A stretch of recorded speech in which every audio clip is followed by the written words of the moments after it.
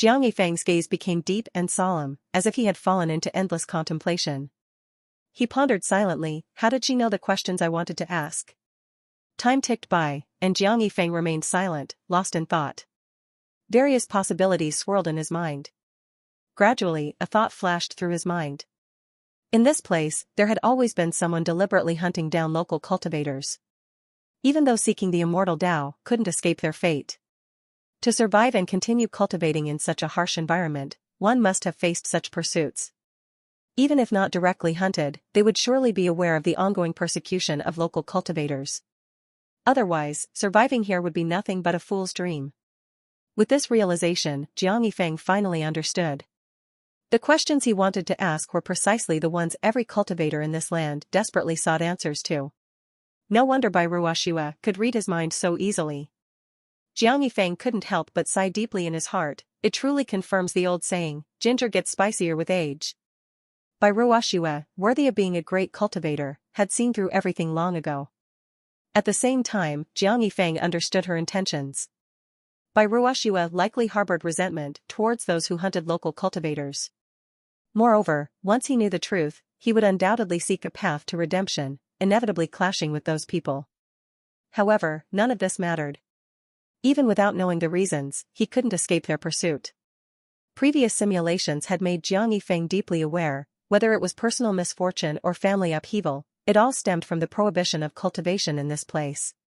Only by understanding the root cause could he better use the simulator to solve the problems. Without hesitation, Jiang Yifeng decisively spoke. Senior Bai, may I ask why cultivation is forbidden here? And why are cultivators hunted once they start cultivating? More importantly, how can one escape this sealed land? Bai Ruoxue wasn't surprised by Jiang Yifeng's questions. She slowly began to speak. This place was originally called the Southern Regions, one of the 4 major regions of the 9 mystic realm.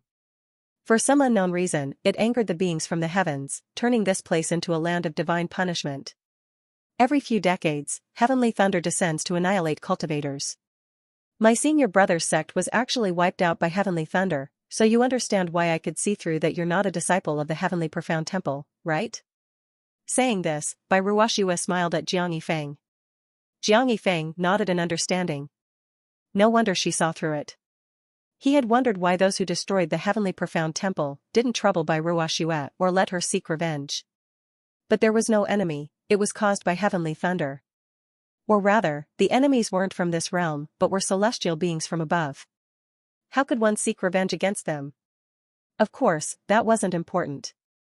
From Bai Ruoxue's words, Jiang Yifeng had already gleaned a lot of useful information. That was, above this world, there was another world, a world above the 9 heavens. Those Bai Ruoxue referred to as heavenly beings might be those who had ascended to immortality. As Jiang Yifeng pondered, Bai Ruoxue continued speaking. After this place became a land of divine punishment, it naturally became uninhabitable, and everyone wanted to leave. But people discovered that the entire perimeter of the southern regions was inscribed with a massive formation, making it impossible to leave, turning it into a cage. Over time, it gradually became known as the Sealed Land. However, the world is never short of geniuses. After millions of years, a brilliant individual emerged, who withstood the heavenly thunder and forcibly broke through the formation, escaping. This massive formation developed cracks, and subsequently, many experts managed to escape through it. But the good times didn't last long. Shortly after, powerful fierce beasts appeared at the cracks of the formation, guarding the 4 directions. At the same time, a large organization called the Immortal Arrival Sect emerged, permanently stationed in this sealed land. They are not affected by the heavenly thunder here and can freely enter and exit the sealed land. They specifically hunt down those who cultivate and seek immortality here. In the outside world, these people are also known as immortal slaves. At this point, Bai Ruoxue stopped and looked at Jiang Yifeng, saying, Now you know who is hunting the cultivators in the sealed land? Are you afraid? Do you dare to resist? Jiang Yifeng was still digesting Bai Ruoxue's previous words when he was suddenly asked this question. He felt a bit nervous. Resist? Dare to resist? From her words, the immortal slaves of the Immortal Arrival Sect were just a bunch of lackeys. The real threat to the southern region's cultivators was the celestial beings from above. But thinking of his simulator, Jiang Yifeng felt no fear. Quickly, he looked up at the sky and laughed heartily. Why wouldn't I dare? Seeing Jiang Yifeng look up at the sky, Bai Ruoxue covered her face and laughed. Such ambition, but did you misunderstand? I was asking if you dare to resist those immortal slaves of the immortal arrival sect. Jiang Yifeng couldn't explain, so he asked back. Since the immortal arrival sect is hunting cultivators, how can you be sure your senior brother died from heavenly thunder and not by their hands? Bai Ruoxue's face showed a hint of disdain. That group? They aren't qualified to kill my senior brother. Hearing Bai Ruoxue's words, Jiang Yifeng felt reassured. It seemed those from the immortal arrival sect weren't the strongest. The real challenge was the heavenly thunder. Bai Ruoxue seemed to understand his thoughts and continued. The people from the immortal arrival sect are not to be feared. The most dangerous thing in the southern regions is indeed the heavenly thunder, followed by the fierce beasts guarding the four directions. Her words reminded him of the giant dragon he saw in a previous simulation. Could it be one of the fierce beasts? As for the heavenly thunder, Jiang Yifeng had yet to experience it. Without further speculation, Jiang Yifeng shifted the topic and asked Bai Ruoxue again. Senior Bai, since this is a sealed land with fierce beasts guarding it, how did you get in? And how can one get out? Can I sneak out? Hearing this, Bai Ruoxue chuckled, seemingly amused by Jiang Yifeng, and teased. Oh, you were so full of ambition just now, shouting why wouldn't I dare, and now you want to sneak out? Jiang Yifeng felt a bit embarrassed, but it was hard to explain. Could he say he wanted to sneak out in a future simulation to cultivate and then come back to overturn everything? Seeing Jiang Yifeng remain silent, Bai Ruoxue seemed to lose interest and directly said. To leave, there are 4 places, the Desert of Death, the Endless Sea, the Valley of Flames, and the Forest of 10,000 Swords. But each place is guarded by fierce beasts. I came in through the Endless Sea. That fierce beast is greedy, and I bribed it with a vast amount of resources.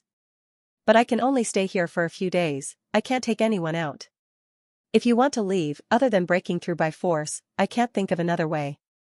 After Bai Ruoxue finished speaking, the atmosphere turned cold. Jiang Yifeng didn't expect the final outcome to be like this. Although Bai Ruoxue had said a lot, giving him much information. But thinking carefully, it seemed none of it was useful to him. In the end, it still depended on strength to break through. Seeing Jiang Yifeng's disappointed look, Bai Ruoxue patted his shoulder and said. Keep it up. I hope you can bring some excitement to those immortal slaves. After saying that, she left a storage ring for Jiang Yifeng and then walked aside, staring at the ruins in a daze. Jiang Yifeng quickly composed himself and returned to the wooden hut with the storage ring. Although he knew that Bai Ruoxue had given him these resources to create some trouble for the immortal slaves, he still managed to benefit from it.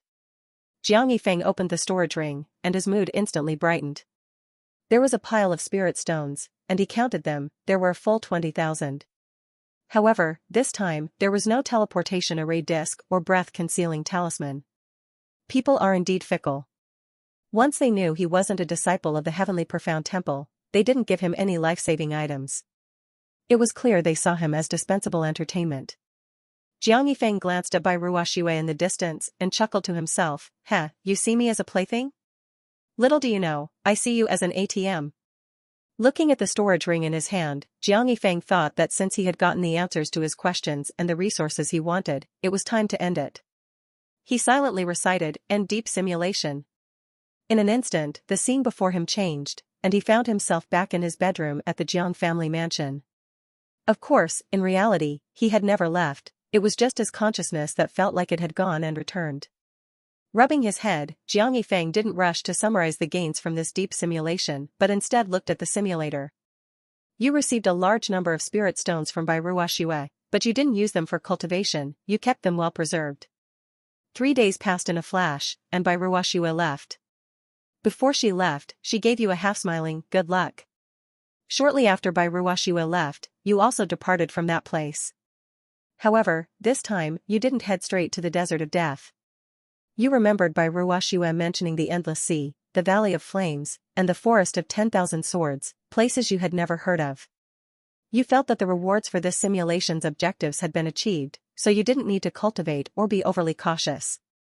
You decided to search for those places first. In the 4th year, you bought many maps but couldn't find those locations.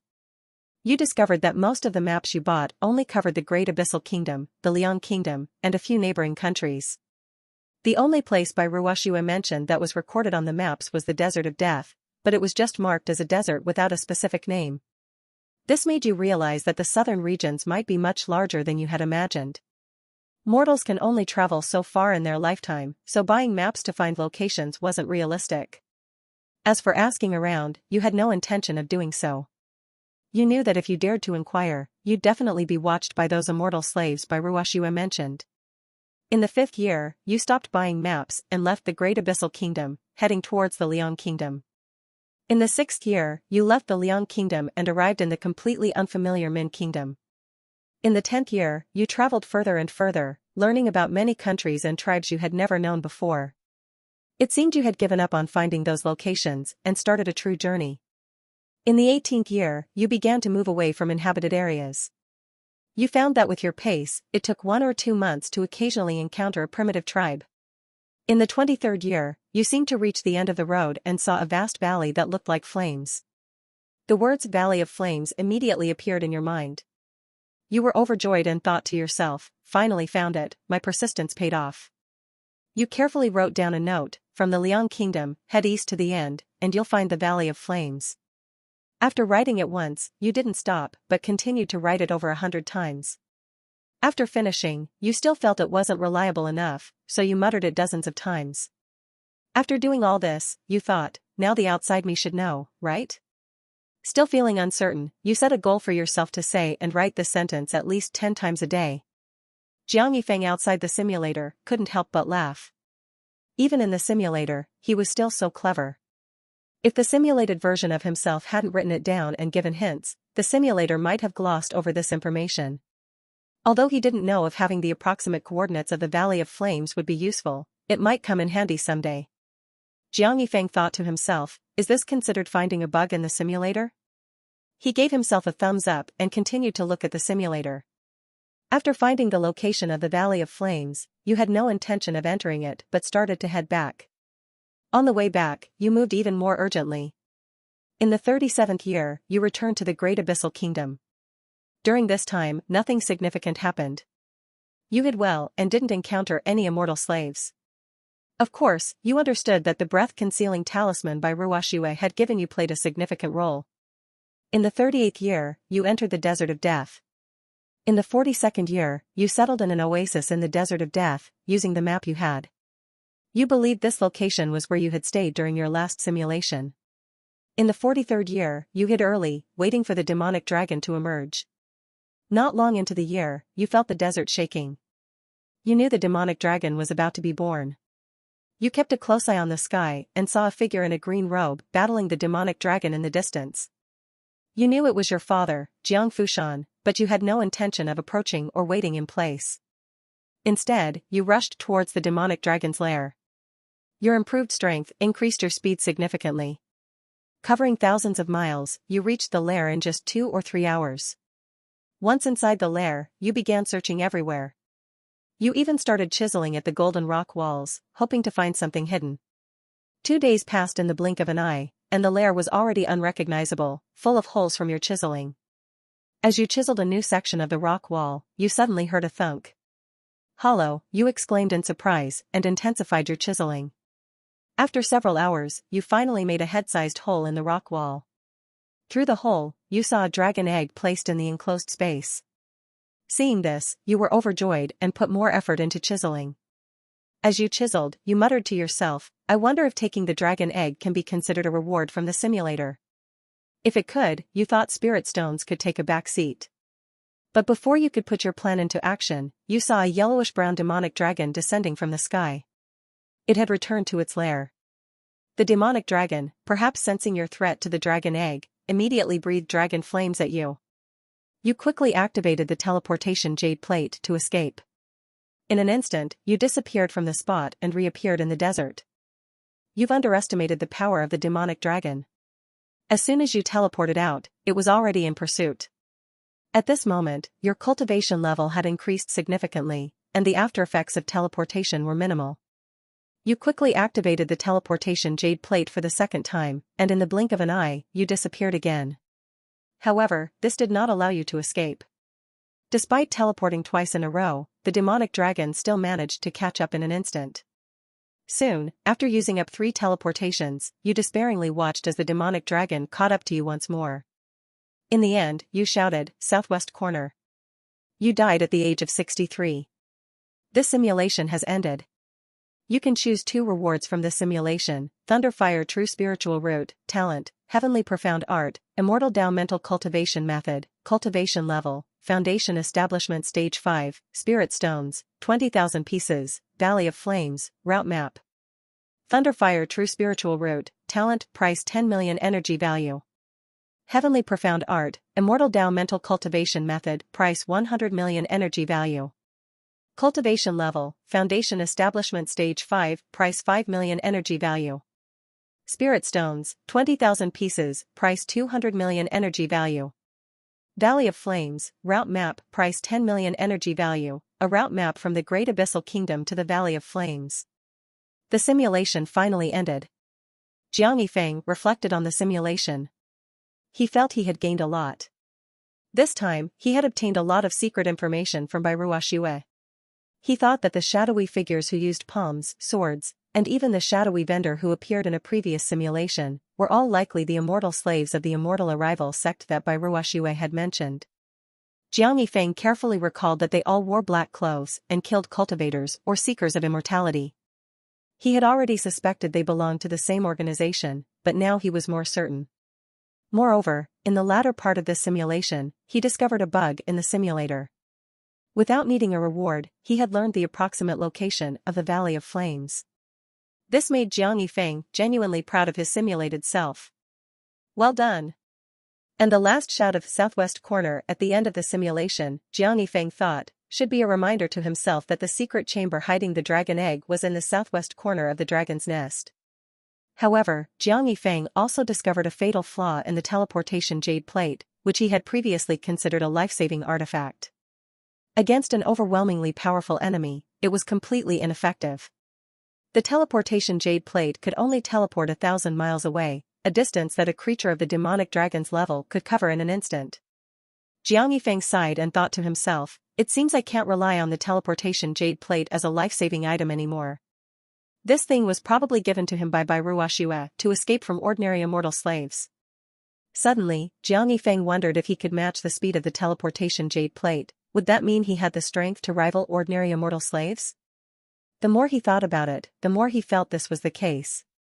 Since Bairua Xue had given him the teleportation jade plate for protection, it must be able to escape from ordinary immortal slaves. So, the speed of ordinary immortal slaves must be unable to catch up with the teleportation jade plate. Therefore, if he could reach 1,000 miles away in an instant, he could confront the immortal slaves head-on. With this thought, Jiang Yifeng felt more confident. Although he was still far from this goal, at least he now knew the general strength of his enemies. He wouldn't be completely in the dark like before. Finally, Jiang Yifeng looked at the simulation rewards. He had already decided on the rewards at the beginning of the simulation. However, he couldn't understand the pricing of the simulator's rewards. He felt that the most powerful reward should be the talent, but it wasn't very expensive, probably because it was included with the simulator. On the other hand, the map, which seemed to have no value, was priced the same as an excellent spiritual route. As for the spirit stones, Jiang Yifeng used to think that 1,000 spirit stones could last for decades when his talent was poor, and they weren't expensive. But now, with his improved talent, 1,000 spirit stones could only last a few months. Even 20,000 spirit stones could only support him for about 3 years. Looking at it now, it was practically robbery. But even so, they were essential for rapid cultivation, so he had to exchange for them. Jiang Yifeng softly chanted. I choose Thunderfire True Spiritual Root, Talent, and Spirit Stones, 20,000 pieces. Ding, congratulations to the host for obtaining Thunderfire True Spiritual Root, Talent, deducting 10 million energy value, remaining energy value 11.5 billion. Ding, the host has obtained Spirit Stones, 20,000 pieces, deducting 200 million energy value, remaining energy value 11.3 billion. Jiang Yifeng didn't feel anything special about not choosing to enhance his cultivation level this time. Seeing the 20,000 spirit stones in his storage ring, Jiang Yifeng couldn't help but smile. Although they were expensive, he could use them without any loss in the simulation, so he definitely wouldn't lose out. After resting for a moment, Jiang Yifeng looked at the simulator again. He still had one simulation left. There didn't seem to be any need to save it now. Since that was the case, let's continue the simulation. Jiang Yifeng softly chanted. Start simulation. Consuming one simulation attempt, remaining attempts 0. Drawing blue talent costs 1 million energy value, drawing purple talent costs 10 million energy value, please choose. Draw purple talent. Ding, deducting 10 million energy value, drawing purple talent, remaining energy value 11.3 billion. Congratulations, you have obtained purple talent, extreme 1 for 1. Extreme 1 for 1, your death will not be in vain, the one who kills you will die with you. Seeing this talent, Jiang Yifeng thought of the previous blue talent, human bomb. That talent caused his body to explode upon death, creating trouble for his killer. He remembered that in that simulation, after his death, it seemed to have turned the enemy's skin permanently black. Jiang Yifeng felt that this extreme 1 for 1 was probably an upgraded version of that talent. If he died, his killer would also die. This talent, Jiang Yifeng thought, might actually be useful in reality. If he encountered an unbeatable enemy, he could sacrifice himself to protect his loved ones. But in the simulation, this talent seemed a bit redundant. In the end, Jiang Yifeng shook his head. It was still a useless talent. With the simulator, he could always survive until he became invincible, so he wouldn't need this. He decided to focus on the simulator's development. The 10th simulation begins. You realize you have entered the simulation. This time, your plan is to focus on improving your immortal Dao cultivation. On the first day, you left Green Hill City. On the third day, you arrived at the ruins of the Heavenly Profound Temple in the Evergreen Mountain Range. On the fourth day, you cleaned up the ruins, buried the bones, and obtained the immortal Dao mental cultivation method, Heavenly Profound Art. In the following days, you began to cultivate diligently. After a month, you consumed 600 spirit stones and reached perfect chi refining. 3 months later, you successfully established your foundation, but the dragon energy in your chi still hadn't fused. A year passed, you consumed over 7,000 spirit stones, and your immortal Dao cultivation reached foundation establishment stage 8. This was far faster than your previous simulation's cultivation speed, making you realize the importance of resources once again. By mid-second year, your immortal Dao cultivation had reached perfect foundation establishment. After reaching perfect foundation establishment, you needed to compress the liquid spiritual energy in your Qi again to form a golden core in the center of your Qi. After that, you would absorb spiritual energy to build a bridge between heaven and earth, connecting the golden core directly with your meridians to break through to the core formation stage. This process was quite lengthy, even with your improved talent, it still required a lot of time. In the third year, Bai Ruoxue arrived. This time, you didn't disguise yourself as a disciple of the Heavenly Profound Temple. Instead, you directly explained that you accidentally obtained a mental cultivation method here and, out of gratitude, buried the bones found in this place. This was a decision you made after reflecting on the previous simulation. After all, you knew that pretending to be a disciple of the Heavenly Profound Temple might gain Bai Ruoxue's favor, but with your current talent, it would be too easy to be exposed. It was better to lay your cards on the table and avoid the endless cycle of death in an illusion like last time. Upon hearing your words, Bai Ruoxue indeed did not act immediately. However, she still conducted a series of tests on you. Only after confirming that you were not an immortal slave did she let you go. During her inspection, Bai Ruoxue discovered that you were in the process of core formation. After confirming that you were not one of those immortal slaves who annoyed her, she advised you not to rush into breaking through the core formation stage. You were puzzled and humbly asked for her guidance. Bai Ruoxue did not explain directly but instead asked you what the true purpose of the golden core was. Your understanding was that the golden core is the solidified form of compressed spiritual energy, which allows the Qi to have more space to store spiritual energy. Although you knew there might be other purposes since Bai Ruoxue asked, you still shared your understanding. As for other purposes, you were not well versed, as your cultivation relied solely on a single mental cultivation method, and your other knowledge was quite lacking. Bai Ruoxue smiled and said that at the peak of foundation establishment, the golden core is indeed just the solidified form of compressed spiritual energy, and apart from freeing up space in the Qi, it has no other function. But she told you that once you use spiritual energy to connect the golden core with your meridians, building a bridge between heaven and earth, the golden core will have other functions after breaking through the core formation stage. At that point, all the spiritual energy you absorb will first pass through the golden core before reaching the chi. The golden core acts like a purifier of spiritual energy. The better the quality of the golden core, the higher the quality of the spiritual energy that ultimately reaches the chi, resulting in greater combat power and a higher cultivation ceiling. Bai Ruoxue said that those who break through to the core formation stage without improving the quality of their golden core are the most inferior core formation cultivators. Hearing this, you felt incredibly fortunate that you had slowed down your cultivation in the last simulation and hadn't broken through to core formation, or else you would have ruined your cultivation. So you quickly asked Bai Ruoxue how to improve the quality of the golden core. She smiled and told you that improving the quality of the golden core is simple. Just continuously use spiritual energy to polish and refine the condensed golden core. Constant polishing will cause the golden core to develop patterns, with each additional pattern improving its quality by 1 grade. She told you that the quality of the golden core is divided into 10 grades, each grade representing a higher level. True chosen ones will spend a lot of time polishing their golden core to improve its quality. After listening to Bai Ruoxue's words, you felt greatly enlightened and thanked her profusely. Afterward, Bai Ruoxue voluntarily told you why this place is called the Sealed Land and about the immortal slaves. Although you already knew these things, you still listened attentively. With the experience from the previous simulation, you understood Bai Ruoxue's intentions. Whether she was instructing you in cultivation or telling you secrets, she wanted to create some enemies for those immortal slaves. So you pretended to be angry and declared that you would fight those people to the death. Bai Ruoxue smiled slightly at your words and tossed you a storage ring, saying it was a bit of support from her, hoping you could give the immortal slaves some trouble. You took the storage ring, thinking to yourself that she was indeed a reliable cash cow, especially since you had run out of spirit stones.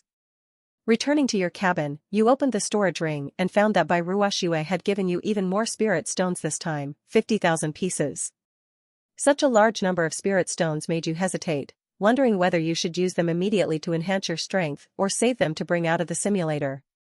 In reality, Jiang Yifeng also began to ponder. However, he was thinking about why the number of spirit stones Bai Ruoxue gave varied each time. Previously, when he pretended to be a disciple of the Heavenly Profound Temple, the amount of spirit stones given was understandable, as his talent was insufficient, and the spirit stones provided were enough for a lifetime of cultivation. So what was different between last time and this time? Jiang Yifeng thought deeply and concluded that there were 2 main differences. First, this time he admitted he wasn't a disciple of the Heavenly Profound Temple, whereas last time he was exposed. Second, his cultivation level was different this time. In the end, Jiang Yifeng believed the main reason was the second point: his cultivation level was higher this time. After all, he already knew Bai Ruoxue's purpose. She wanted to create some trouble for the immortal slaves. The stronger he was, the more trouble he could cause, so the more support she provided. Thinking of this, Jiang Yifeng couldn't help but smile. Since that was the case, he might as well cultivate directly. The more he improved his strength this time, the more he could benefit next time. So Jiang Yifeng kept suggesting to himself, use the spirit stones to cultivate. This kind of psychological suggestion had been used in previous simulations. He knew that to some extent, it could influence his decisions within the simulation. While suggesting to himself, Jiang Yifeng continued to look at the simulator. After much thought, you decided that hoarding resources like a hamster wasn't a solution. You needed to improve your strength. You believed that with greater strength, you might obtain more resources. So you stopped hesitating and began cultivating immediately. 3 days later, Bai Ruoxue left. Shortly after Bai Ruoxue left, you also departed from this place. In the same year, you condensed the liquid spiritual energy in your chi-si into a core, but remembering Bai Ruoxue's advice, you didn't rush to break through to the golden core stage and continued polishing. In the 4th year, a pattern appeared on your golden core, and you achieved a first-grade golden core. In the 5th year, 2 patterns appeared on your golden core, reaching the 2nd grade. In the 6th year, after 3 years of cultivation and traveling, you finally arrived at the oasis in the desert of death. In the same year, 3 patterns appeared on your golden core, reaching the 3rd grade. In the 7th year, since you no longer needed to travel, you devoted yourself entirely to cultivation. However, even so, after a year, you only managed to improve the grade of your golden core by one level, reaching the 4th grade. You knew that the difficulty of improvement increased as you progressed. In the 8th year, you achieved a 5th grade golden core. In the 10th year, you found that your spirit stones were once again depleted, and at this time, your golden core had only reached the 6th grade. In the 20th year, your golden core reached the 7th grade. This time, the improvement took you a full 10 years. You knew there were multiple reasons for this. The difficulty increased as the grade of the golden core rose, and you lacked resources. Even polishing the golden core required the constant use of spiritual energy. Without resources, the speed naturally slowed down. In the 40th year, it took you another 20 years to add one more pattern to your golden core, reaching the 8th grade. At this point, you wondered if you should break through directly. Now, it took you 20 years to improve the quality once. How much time will it take to improve again in the future? But when you think of what Bairuashua said, that the higher the quality of the golden core, the higher the potential, you shake your head and start diligently refining the quality of your golden core. In the 41st year, you left the desert of death.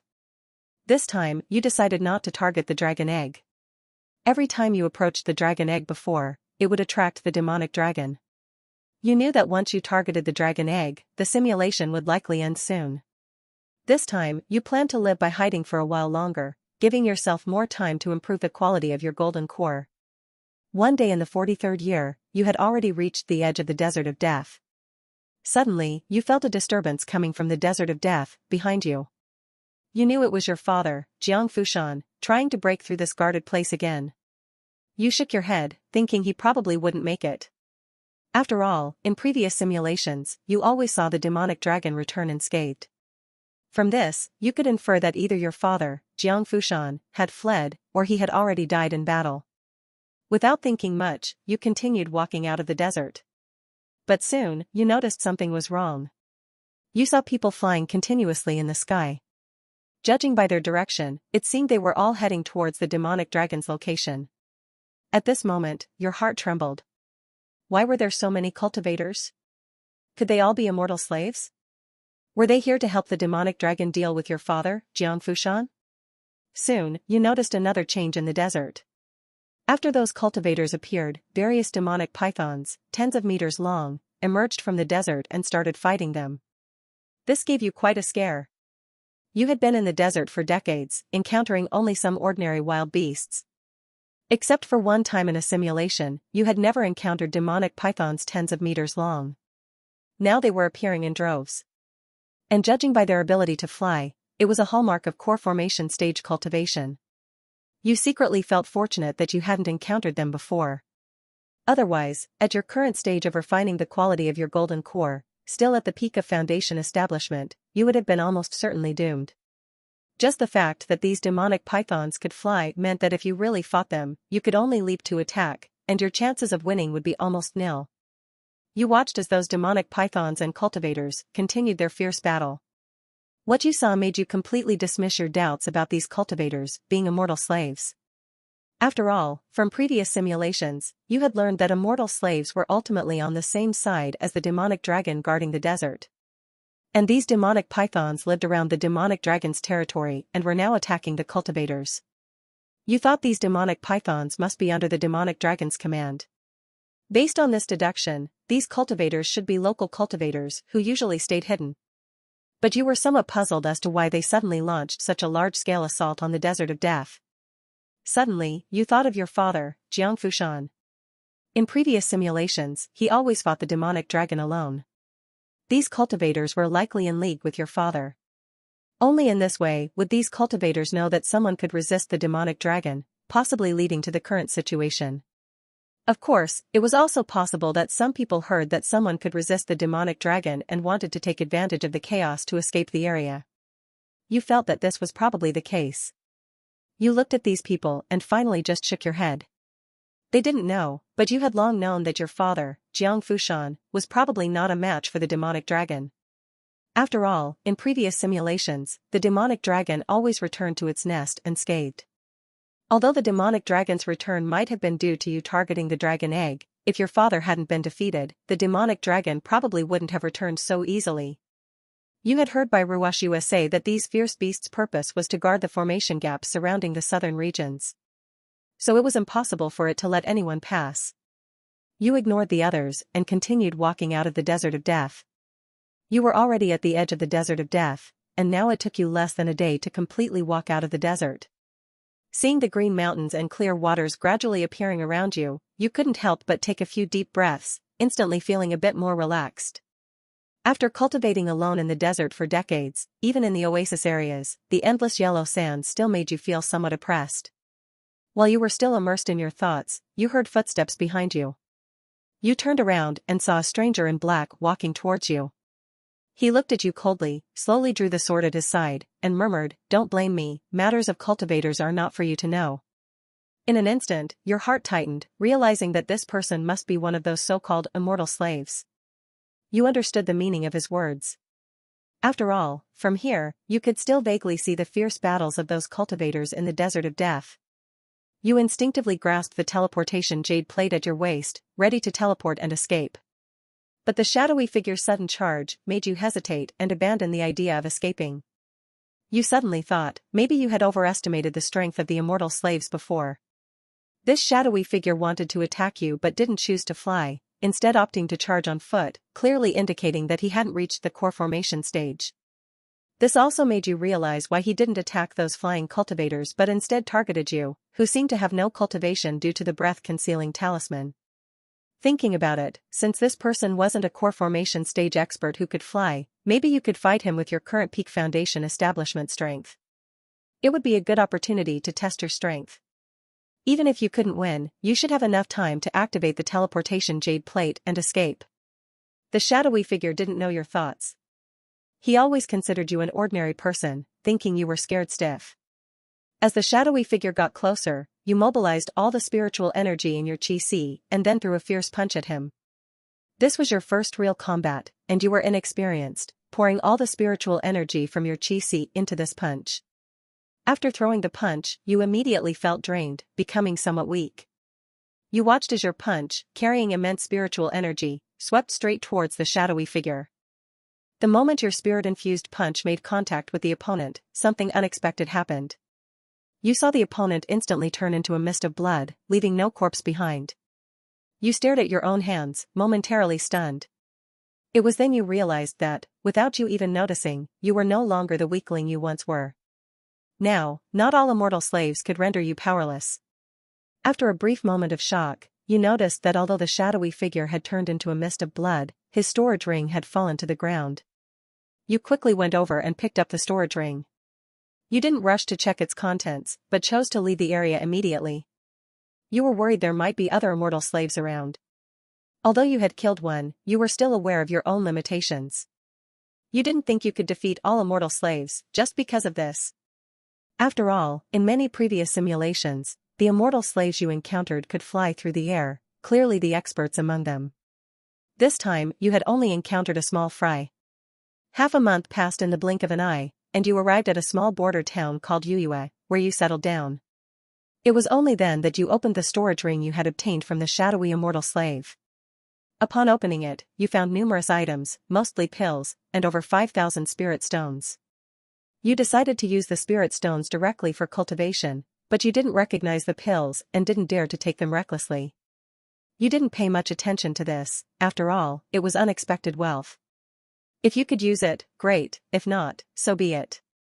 In the days that followed, you resumed refining your golden core. With the buff from the spirit stones, you could clearly feel a significant increase in the efficiency of your refining. A year passed in the blink of an eye, and you ran out of spirit stones again, but the quality of your golden core did not improve. By the 50th year, your golden core was still only at the 8th grade. In fact, due to the acceleration from those thousands of spirit stones, a faint line had appeared on your golden core 3 years ago. But no matter how hard you tried to refine it, it seemed unable to fully form, as if you had reached some kind of bottleneck. You looked at the half-fist-sized golden core within you, feeling that it didn't seem too small to continue refining. Could it be that you needed other talents? Was your spiritual root talent insufficient? After thinking for a long time, you concluded that this might indeed be the reason.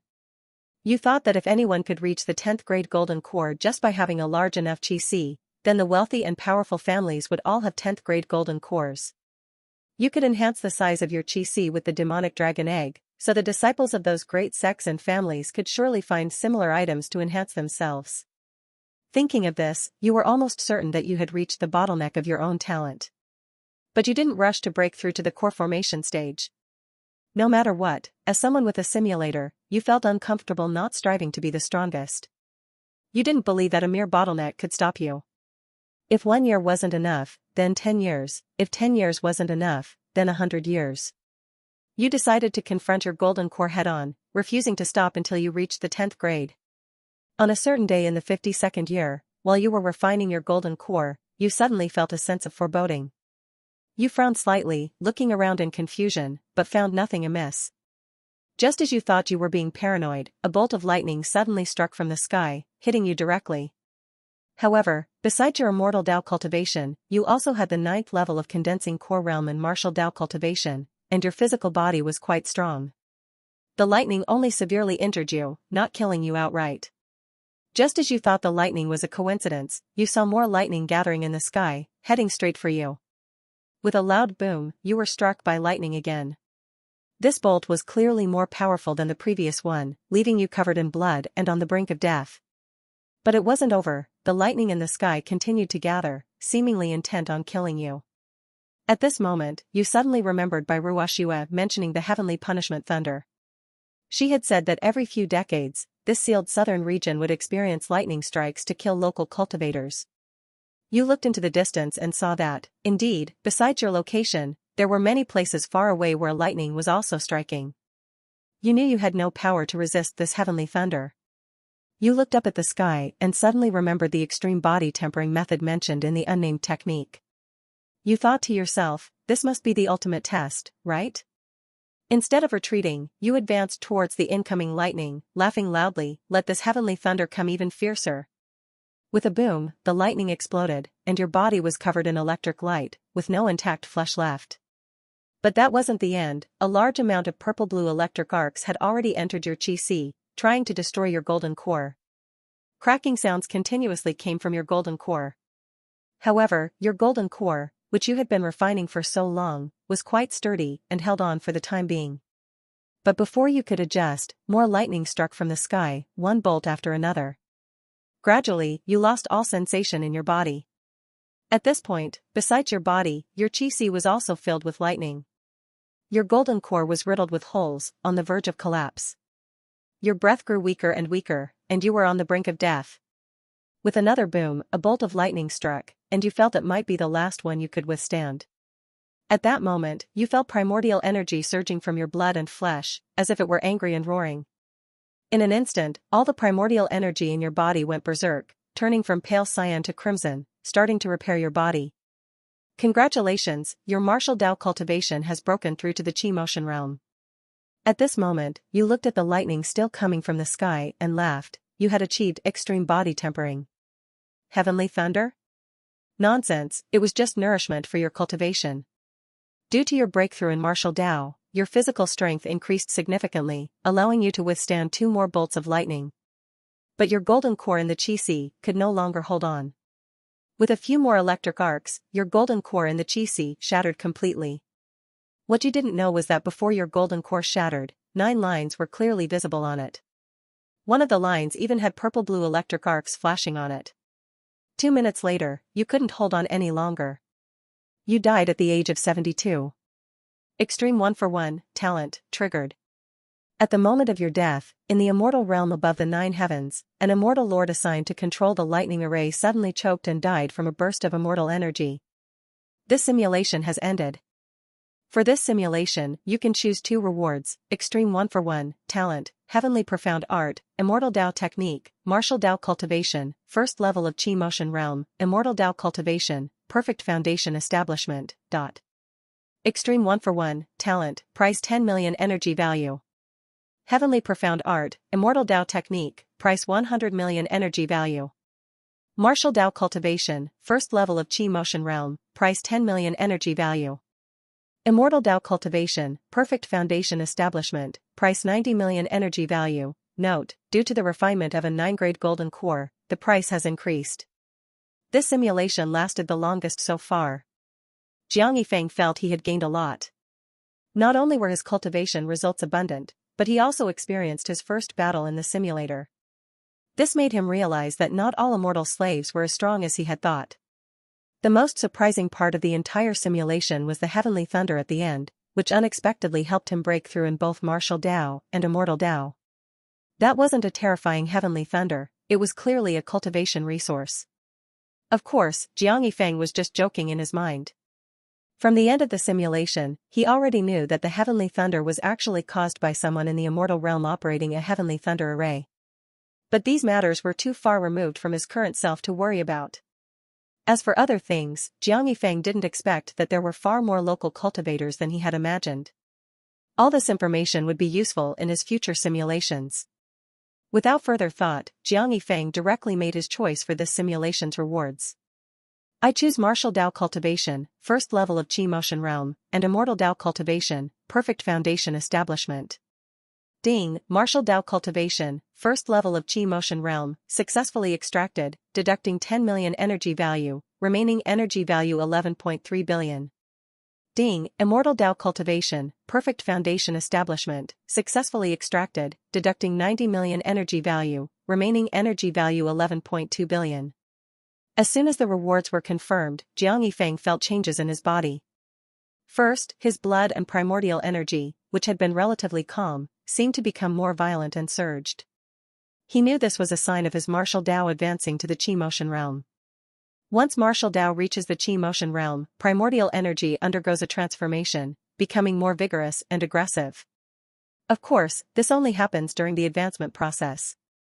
After the advancement is complete, the primordial energy will still hide within the flesh and blood, unless actively mobilized or in a life-threatening crisis, it will not show signs of agitation. Soon, the martial Dao cultivation was complete, and the improvement in immortal Dao was even more noticeable. From the original third level of Qi refining, he directly advanced to perfect foundation establishment, and it was with a 9-grade golden core. This leap was not insignificant. Therefore, compared to previous simulations where the rewards were completed in 1 or 2 seconds, this time it took a bit longer. After more than a minute, Jiang Yifeng finally fully accepted the immortal Dao cultivation. Looking at the 9-grade golden core, with 9 lines inside his body, he couldn't help but smile. Jiang Yifeng was now eager to start the next simulation. He hoped to reach the 10-grade golden core soon. Unfortunately, he had used up all his simulation attempts. In the end, Jiang Yifeng could only hope that the week would pass quickly. Ever since he got the simulator, Jiang Yifeng even felt that listening to music at the pleasure house wasn't as appealing. He now preferred the joy of gains after a simulation. But that being said, he still had to continue visiting the pleasure house, otherwise, waiting for a week for the next simulation would be too boring. A week passed quickly. Jiang Yifeng returned to his bedroom and silently chanted. Start simulation. Consume 1 simulation attempt, remaining attempts 0.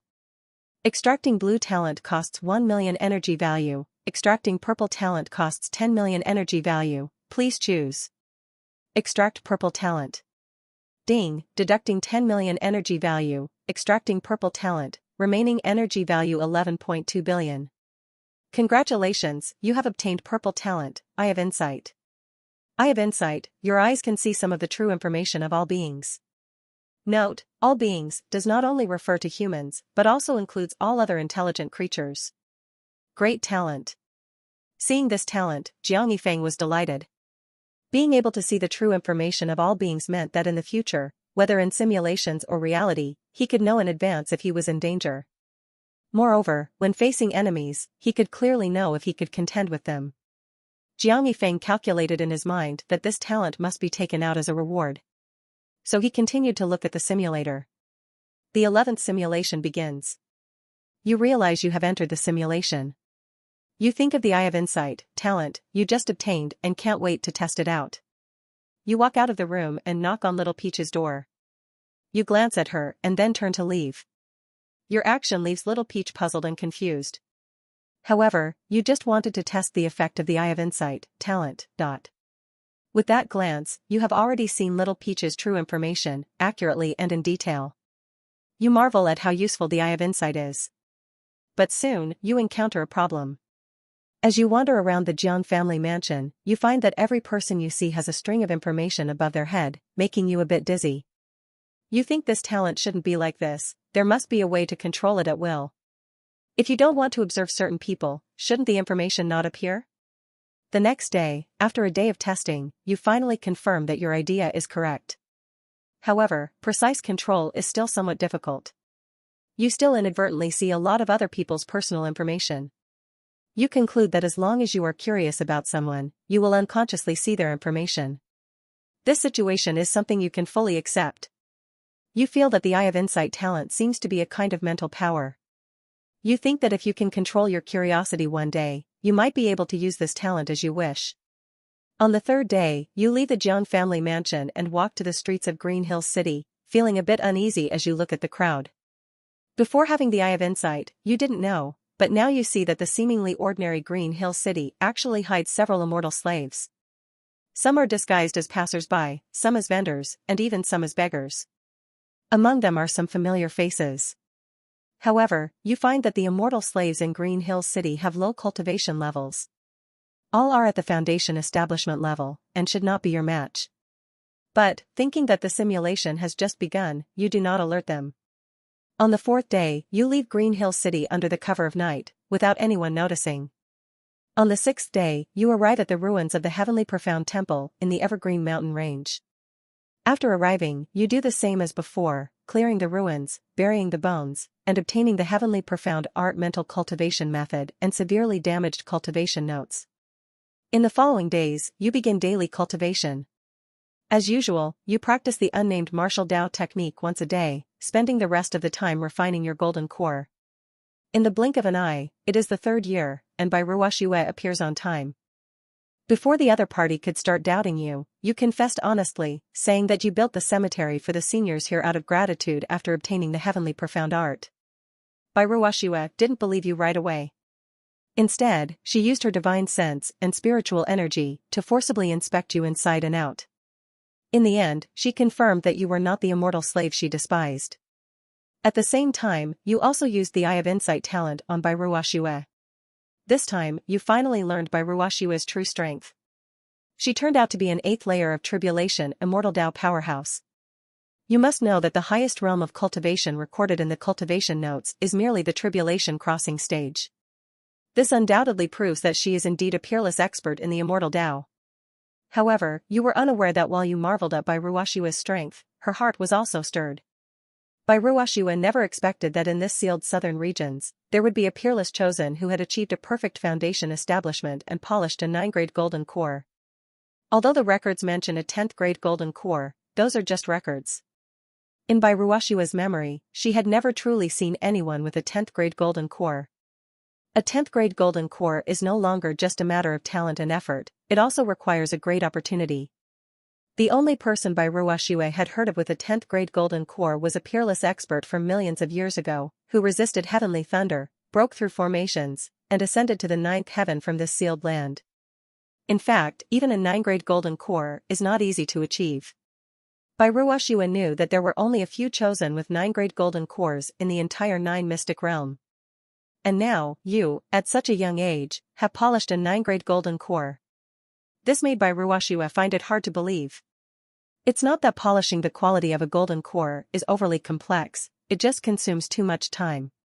After all, the lifespan during the foundation establishment stage is only 300 years, and the true golden period for cultivation is only the first 200 years. So, many chosen would choose to spend a few decades polishing their golden core based on their circumstances, and then directly break through. If one really spent 100 years polishing the golden core, they would often miss the best period for cultivation. In the end, it might be counterproductive, leaving no lifespan to cultivate and advance in realms. In reality, Jiang Yifeng felt a chill in his heart as he read this.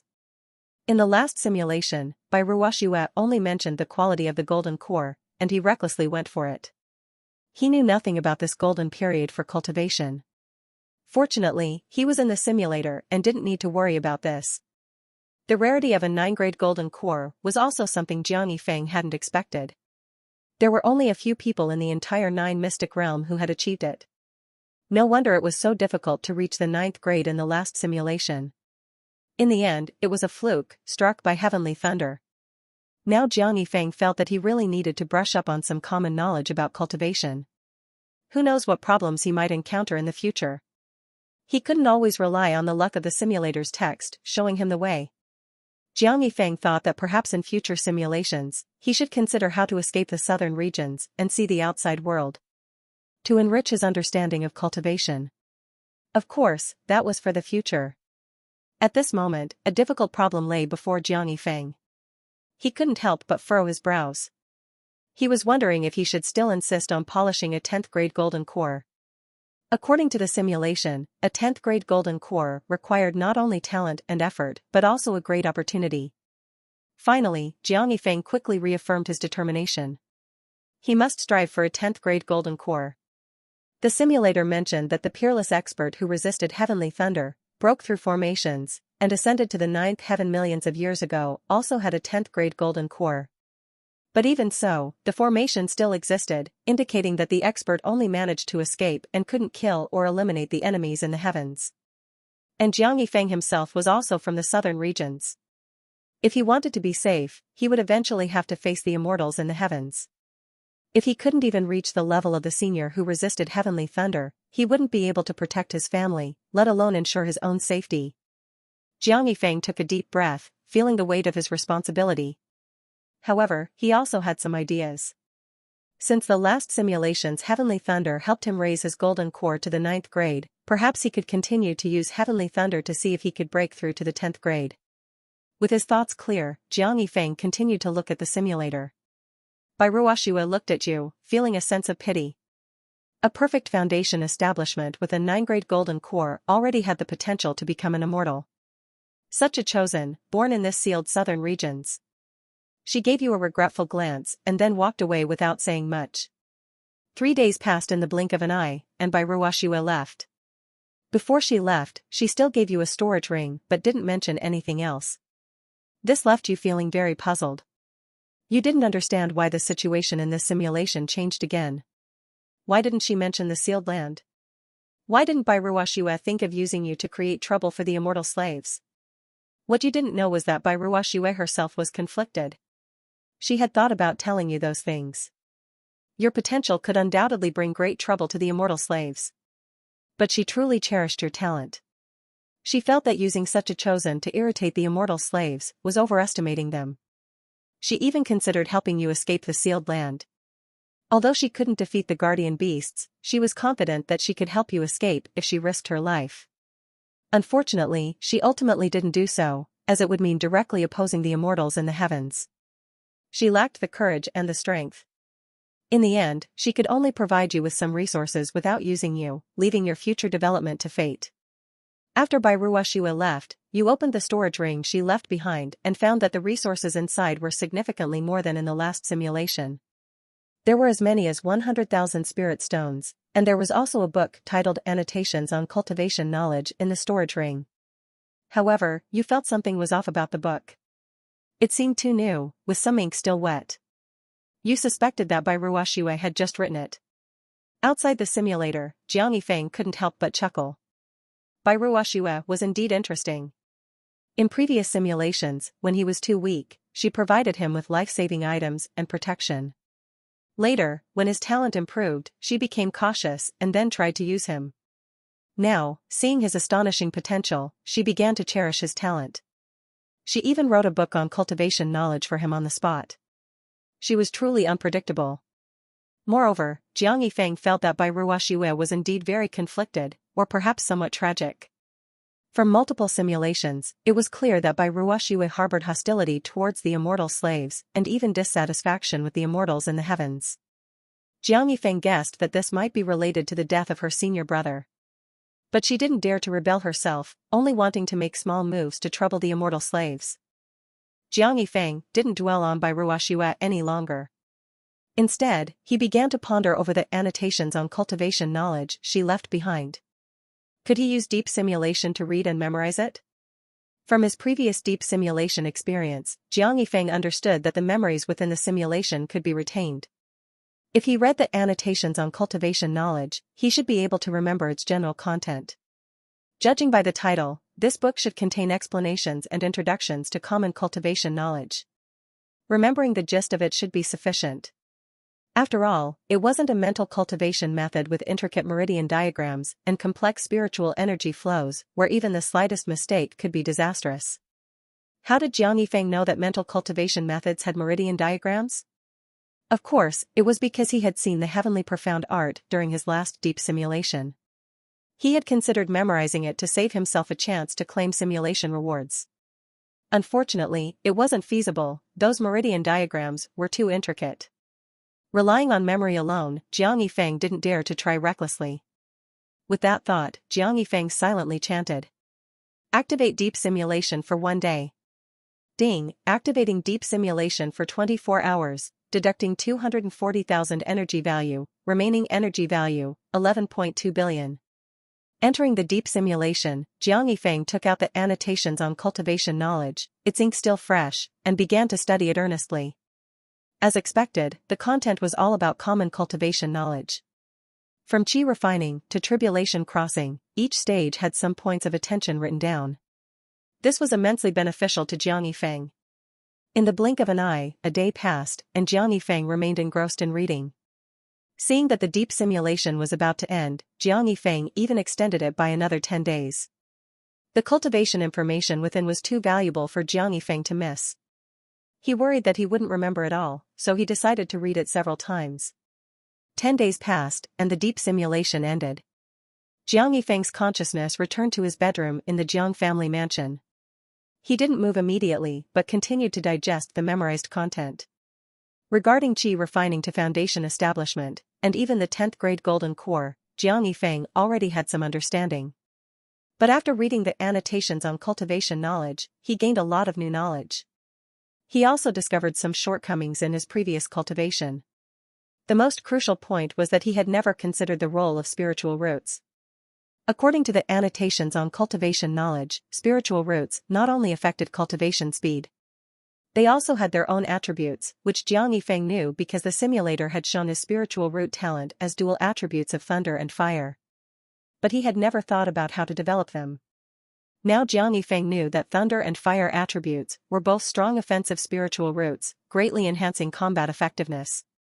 Additionally, fire attribute spiritual roots were also suitable for auxiliary skills like alchemy and artifact refining. As for thunder spiritual roots, besides their strong offensive capabilities, they were also suitable for auxiliary body techniques. Although he knew this now, Jiang Yifeng still couldn't develop them, but at least he had found a direction for his future efforts, saving himself a lot of trial and error costs. Collecting his thoughts, Jiang Yifeng decided to continue looking at the simulator's progress. You read the annotations on cultivation knowledge for several days, gaining immense benefits. Afterward, you didn't stay there and chose to leave. This time, you went to the oasis in the desert of death. Although in the later stages of the last simulation, you saw many demonic pythons in the desert, making you uneasy. But after multiple simulations, you believed those demonic pythons wouldn't appear randomly, making this place still the best for secluded cultivation. In the 5th year, you worked hard to refine the quality of your golden core. You felt like you were making progress, but upon closer inspection, there seemed to be no change. In the 10th year, you were still refining your golden core, facing the same issue. You felt progress, but couldn't see any change in the golden core. In the 20th year, you continued refining your golden core. In the 40th year, you were still refining your golden core, but this year, you decided to leave the desert of death. After all, in 3 years, you knew a great battle would occur here. In the 42nd year, you left the desert of death. This time, because you left early, you didn't encounter any cultivators or mortal slaves. In the 43rd year, in a remote village, you looked towards the desert of death, thinking that your father and those cultivators should have started their battle by now. In the 50th year, knowing that heavenly thunder would descend in 2 years, you no longer kept a low profile. This year, you began using your eye of insight to ambush and hunt down lone low-level immortal slaves. You did this not out of spite but for resources. You wanted to obtain spirit stones from these immortal slaves to accelerate the refining of your golden core. Actually, you had this idea for a long time. But to take advantage of the heavenly thunder's effect, you didn't dare to act early. You worried that early actions would attract high-level immortal slaves who would hunt you down. At that time, you might not survive until the heavenly thunder descended. But now, you felt it didn't matter. After all, only 2 years were left. You thought if you acted discreetly and gathered enough spirit stones for 2 years, you could then hide again. With some luck, it should be fine. In the 51st year, your plan went wrong. This year, in a small town, you discovered an immortal slave at the 5th level of Foundation establishment. Using your eye of insight, you observed almost everyone in the town. After confirming that there was only this one immortal slave, you didn't hesitate and launched a surprise attack. Everything seemed to go smoothly. After killing the Foundation establishment immortal slave, you eagerly picked up his storage ring. At that moment, you suddenly felt a sense of danger. With a bang, you were suddenly punched and sent flying. Instinctively, you turned to see a shadowy figure flying in the air, staring at you. You realized that it was him who attacked you. But you couldn't understand why there was another immortal slave, and at the core formation stage no less. You had clearly used the eye of insight to scan the entire town. Unfortunately, you didn't know that luck is also a form of strength. Previously, there were indeed no other immortal slaves in the town. But just as you acted, a core formation immortal slave happened to be flying overhead and sensed the aura of a cultivator when you attacked. Without thinking, you quickly got up and activated the teleportation jade plate to escape. Soon, you disappeared from the spot and reappeared 1,000 miles away. But shortly after, you realized something was wrong. You didn't seem to be injured. Although the punch hurt, the actual damage was minimal. So why did you flee? For a moment, you were utterly confused. After a brief moment of shock, you realized you had underestimated yourself. Seeing a core formation stage expert, you instinctively chose to flee and hide. Upon reflection, you remembered that your martial Dao had already reached the 3rd major realm, the Qi motion realm. Comparing martial Dao to immortal Dao, the Qi motion realm corresponds to the core formation stage. You slapped your forehead and sighed, "I was careless." You felt it was a miscalculation on your part, failing to accurately assess your own strength. Had you known earlier, you thought you could have been bolder in this simulation. But it's all in the past, and you didn't bother to dwell on it. Looking around, you found yourself transported to a mountain forest. You were quite satisfied with the surroundings and decided to spend the remaining time here cultivating in seclusion. As for the immortal slave who attacked you earlier, you believed he wouldn't find you here. After all, you had been teleported 1,000 miles away. Even for a core formation stage expert, it would take 2 hours of flying, and he didn't know the direction, making it hard to locate you. Days passed, and indeed, the immortal slave did not find you. You felt a bit disappointed.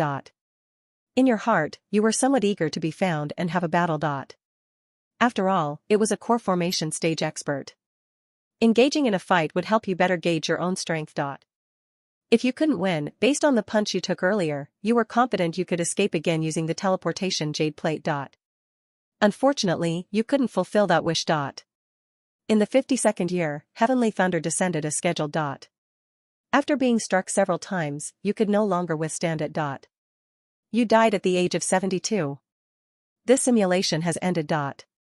You can choose 2 rewards from this simulation: Eye of Insight, Talent, Heavenly Profound Art, Immortal Dao Mental Cultivation Method, Martial Dao Cultivation, Immortal Dao Cultivation. Eye of Insight, Talent, costs 1 million energy value. Heavenly Profound Art, Immortal Dao Mental Cultivation Method, costs 10 million energy value. Martial Dao Cultivation, costs 100,000 energy value. Although it doesn't enhance your realm, experiencing heavenly thunder once more has improved your cultivation.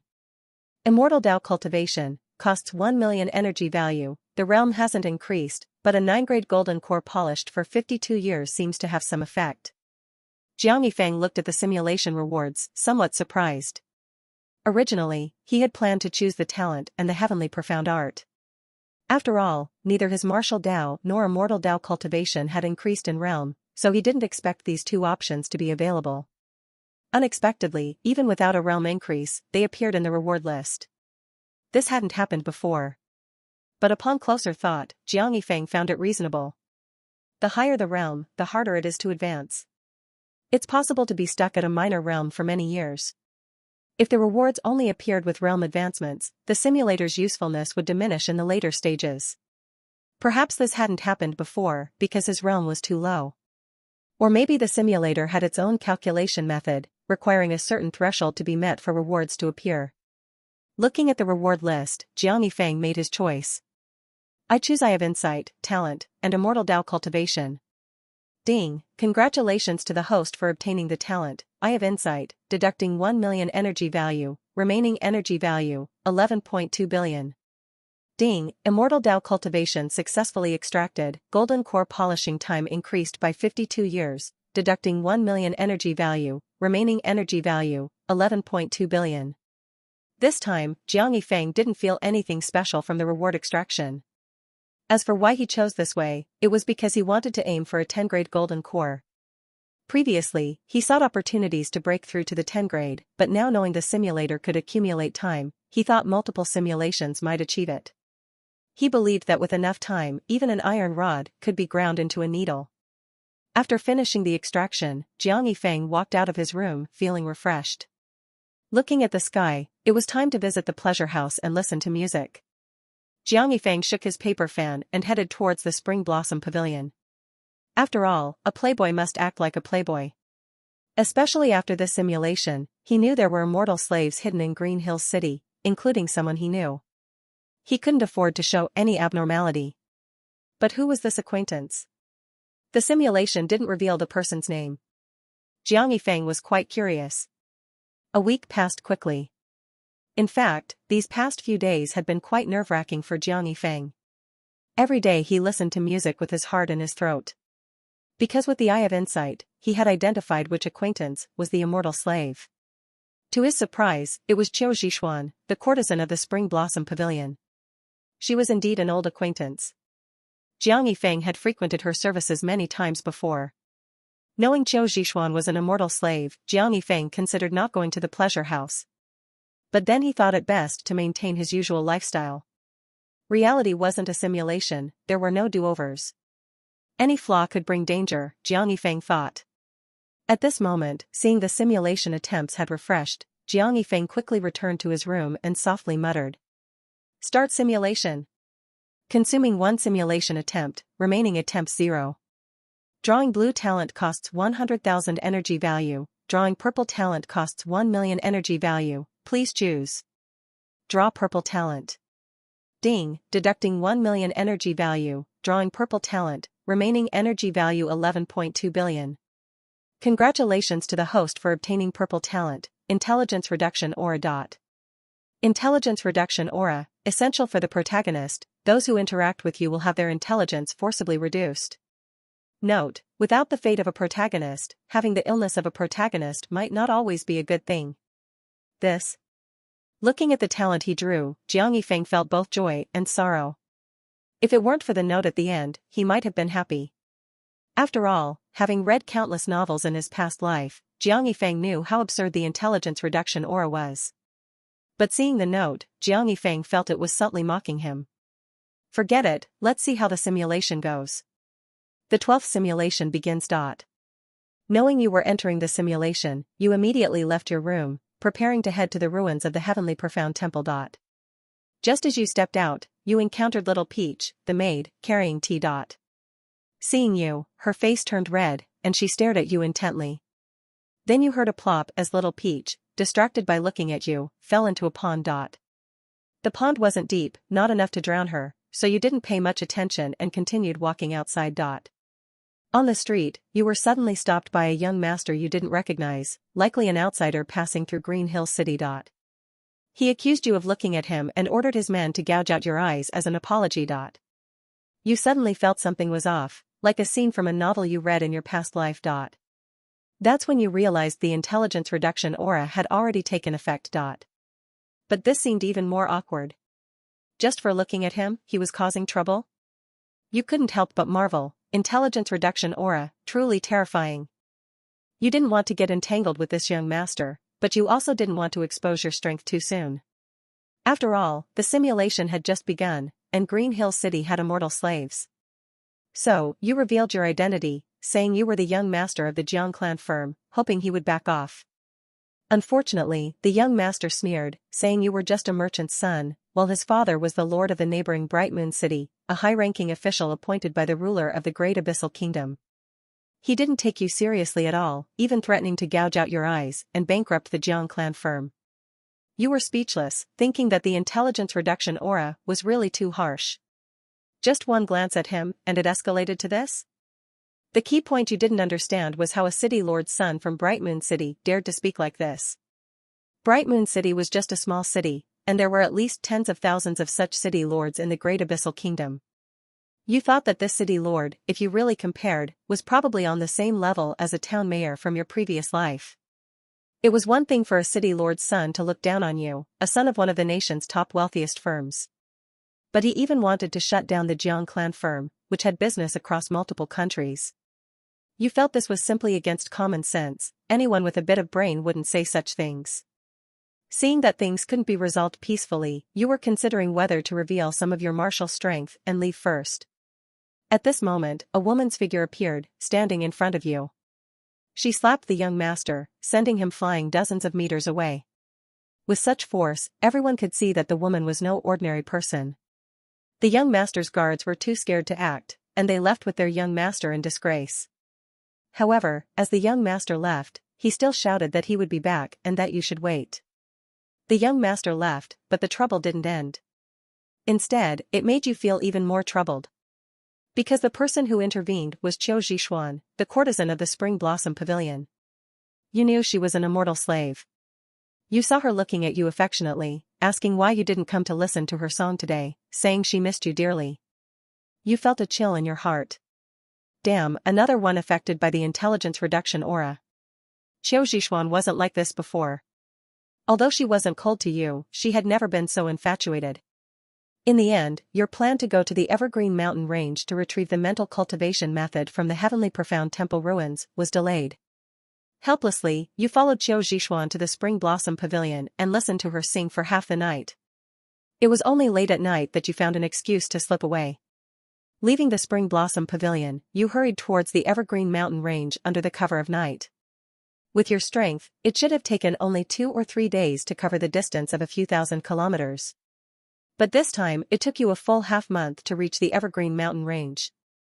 Along the way, you were constantly delayed by various inexplicable reasons whenever you encountered people. For example, if you traveled too fast, some young master would say you were disrespecting him by overtaking his carriage and then cause trouble for you. Or someone would say you were wearing the same color clothes as them, or you started walking with your left foot first. There were all sorts of bizarre reasons. Besides being troubled, there were also some young ladies who would fall for you at first sight, even though you were just passing by. This made you suffer greatly. But overall, it wasn't too bad. Apart from wasting some time, it didn't cause you any substantial trouble. So you didn't pay much attention to it.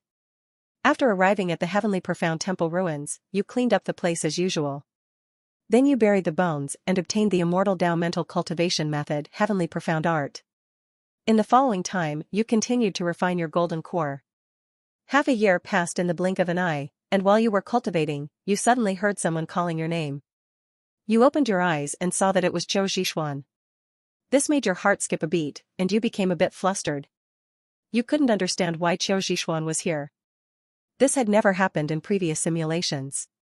You quickly looked around and found that only Qiu Zhishuan was there, which calmed you down a bit.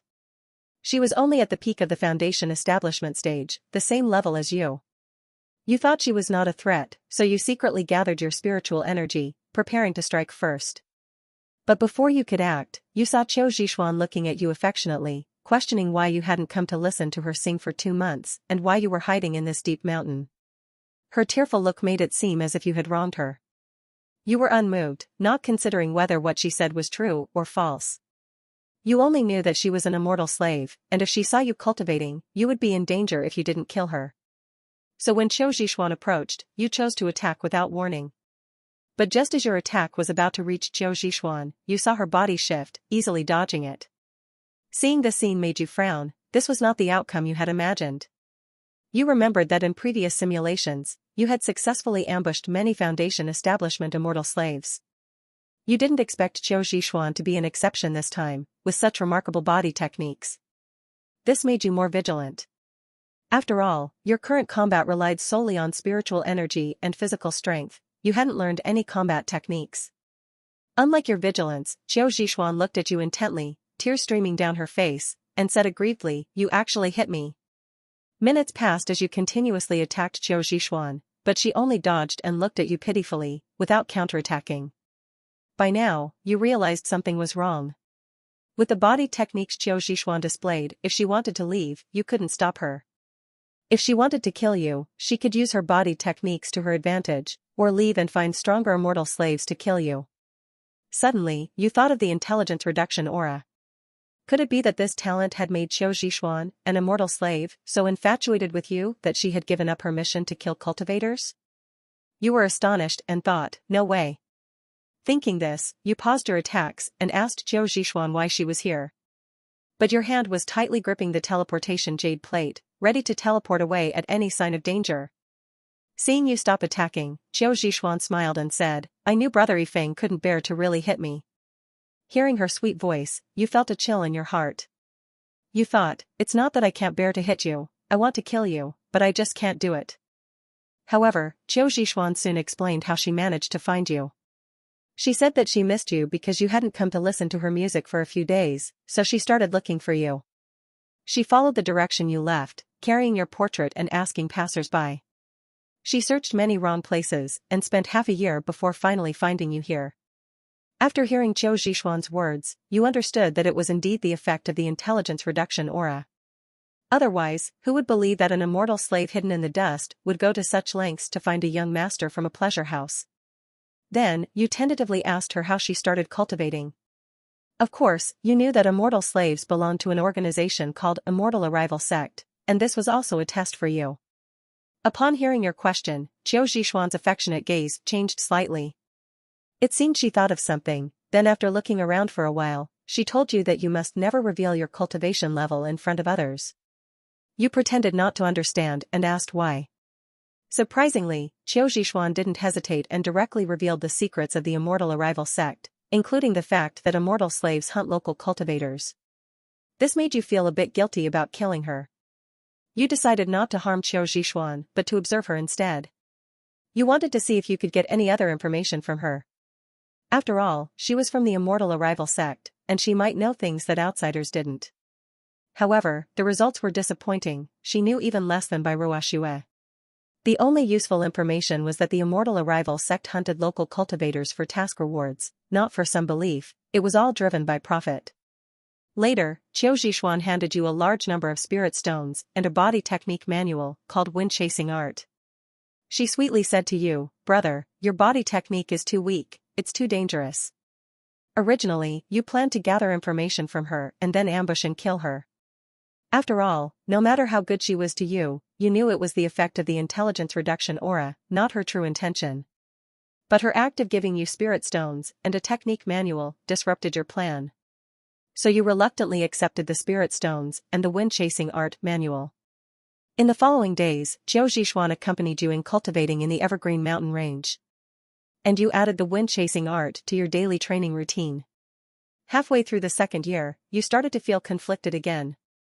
You knew that Bai Ruoxue's arrival was imminent. If Bai Ruoxue saw Qiu Zixuan, an immortal slave, with you, you figured you would be in big trouble. You considered whether to take action against Qiu Zixuan but ultimately shook your head and didn't make that choice. People have feelings, and no matter what happened in the past, in this simulation, Qiu Zixuan, influenced by the intelligence reduction aura, had indeed been wholeheartedly good to you, and you couldn't bring yourself to harm her. In the third year, you left the ruins of the Heavenly Profound Temple with Qiu Zixuan. This time, you gave up on exploiting Bai Ruoxue. In the fourth year, you focused on cultivating body techniques and refining your golden core. However, you didn't lack spirit stones for cultivation. Qiu Zixuan's spirit stone reserves were beyond your imagination. In this year, due to the intelligence reduction aura, you encountered many troubles. But Qiu Zixuan solved them all, and each time, you were met with the astonished reactions of onlookers. This made you deeply experience the treatment of a protagonist. In the fifth year, you and Qiu Zixuan found a secluded place far from human habitation to live in seclusion. After all, the protagonist treatment of the previous year, while enjoyable, brought constant trouble, seriously affecting your cultivation. In the sixth year, you still encountered trouble. Because Qiu Zixuan hadn't reported back to the Immortal Arrival Sect for a long time and hadn't completed any tasks of hunting local cultivators, other immortal slaves came looking for her. Your identity as a cultivator was completely exposed. The immortal slave who came was a cultivator at the 9th level of core formation. Just as you were about to activate the teleportation jade plate to escape, the immortal slave pursed her lips and softly exclaimed, "What a handsome young man." In the end, you weren't hunted down, instead, you gained another admirer, or rather, an admirer's sister. Your secluded place, originally for 2, became a home for 3. You felt that this intelligence reduction aura was just too ridiculous. At this point, you were already thinking that you must obtain this talent. Compared to the benefits, a few small troubles were nothing. Outside the simulator, Jiang Yifeng's face was dark. This intelligence reduction aura was terrifying. Originally, he thought it would only lower the intelligence of others. But he didn't expect this talent to be indiscriminate, affecting even himself in the simulation. Although it seemed that his behavior in the simulation was fine, Jiang Yifeng knew there were big problems. For example, why did people pick fights with him at the beginning? It must have been the influence of the intelligence reduction aura. In previous simulations, he mostly left Green Hill City secretly at night. Why did he choose to leave during the day this time? Leaving at night when no one was around would have avoided trouble. And the most serious issue was Qiu Zixuan's identity. In the simulation, he automatically ignored it. In reality, Jiang Yifeng had used the Eye of Insight to check Qiu Zixuan's information. He knew she was the granddaughter of an elder from the Immortal Arrival sect. Even if he forgot this, Qiu Zixuan being a cultivator at the perfect foundation establishment stage and casually taking out large amounts of spirit stones should have raised suspicion. Of course, Jiang Yifeng believed that the simulated Qiu Zixuan was genuinely affected by the intelligence reduction aura. She probably had no ill intentions towards him in the simulation and didn't reveal her identity, perhaps fearing he wouldn't accept her. But none of this mattered. The key issue was that this talent was affecting his thinking in the simulation. It made him less intelligent as well. Jiang Yifeng thought to himself, I definitely can't choose this talent as a simulation reward. Shaking his head, Jiang Yifeng continued to look at the simulator. In the 9th year, an old man came to your secluded place. Using the Eye of Insight, you quickly activated the teleportation array disk to escape. The old man turned out to be an immortal slave at the 1st level of Tribulation Crossing, named Qiu Kuang. And he was Qiu Zixuan's grandfather. You suddenly realized something was wrong. Qiu Zixuan's grandfather? How could he be so powerful? You felt like you were forgetting something important. But soon, you automatically ignored it and focused on escaping. Unfortunately, you underestimated the power of the Tribulation Crossing stage. The 1,000-mile distance you teleported was covered by Qiu Kuang in an instant. After using up your 3 teleportations, you were captured by the old immortal slave, Qiu Kuang. Just when you thought you were going to die, Qiu Zixuan ran out. She knelt in front of the old man, crying and shouting, Grandfather, if you kill Brother Yifeng, I won't live either. Qiu Zixuan's grandfather, Qiu Kuang, pondered for a long time. In the end, he didn't kill you, but took you and Qiu Zixuan away. Only the immortal slave young lady who fell in love with you at first sight was left standing alone. A few days later, you were brought to the capital of the Great Abyssal Kingdom.